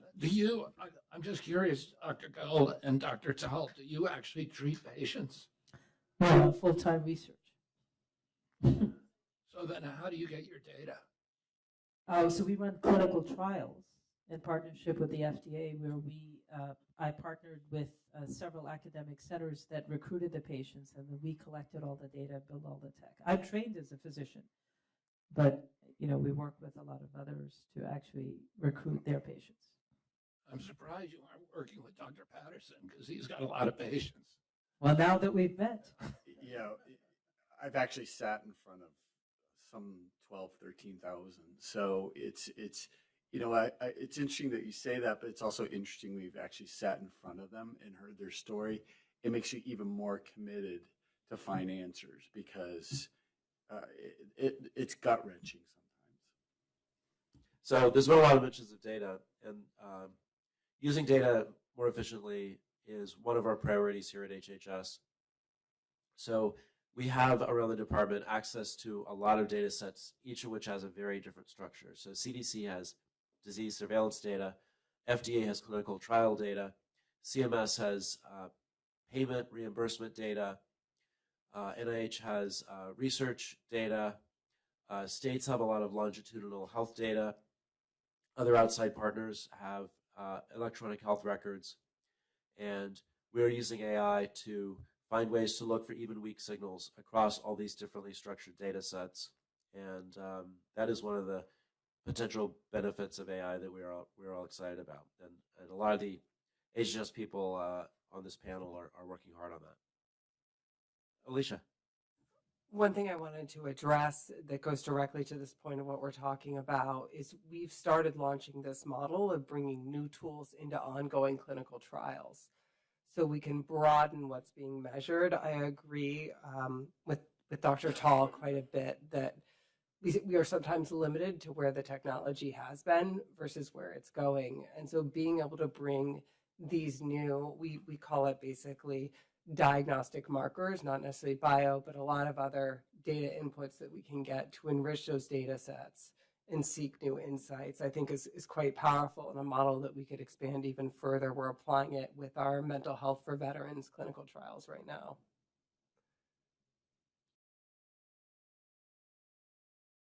Okay, wonderful. We're out of time. This has been a really wonderful discussion. As I said, it's been live streamed, and we're going to, we've created this portal for more information.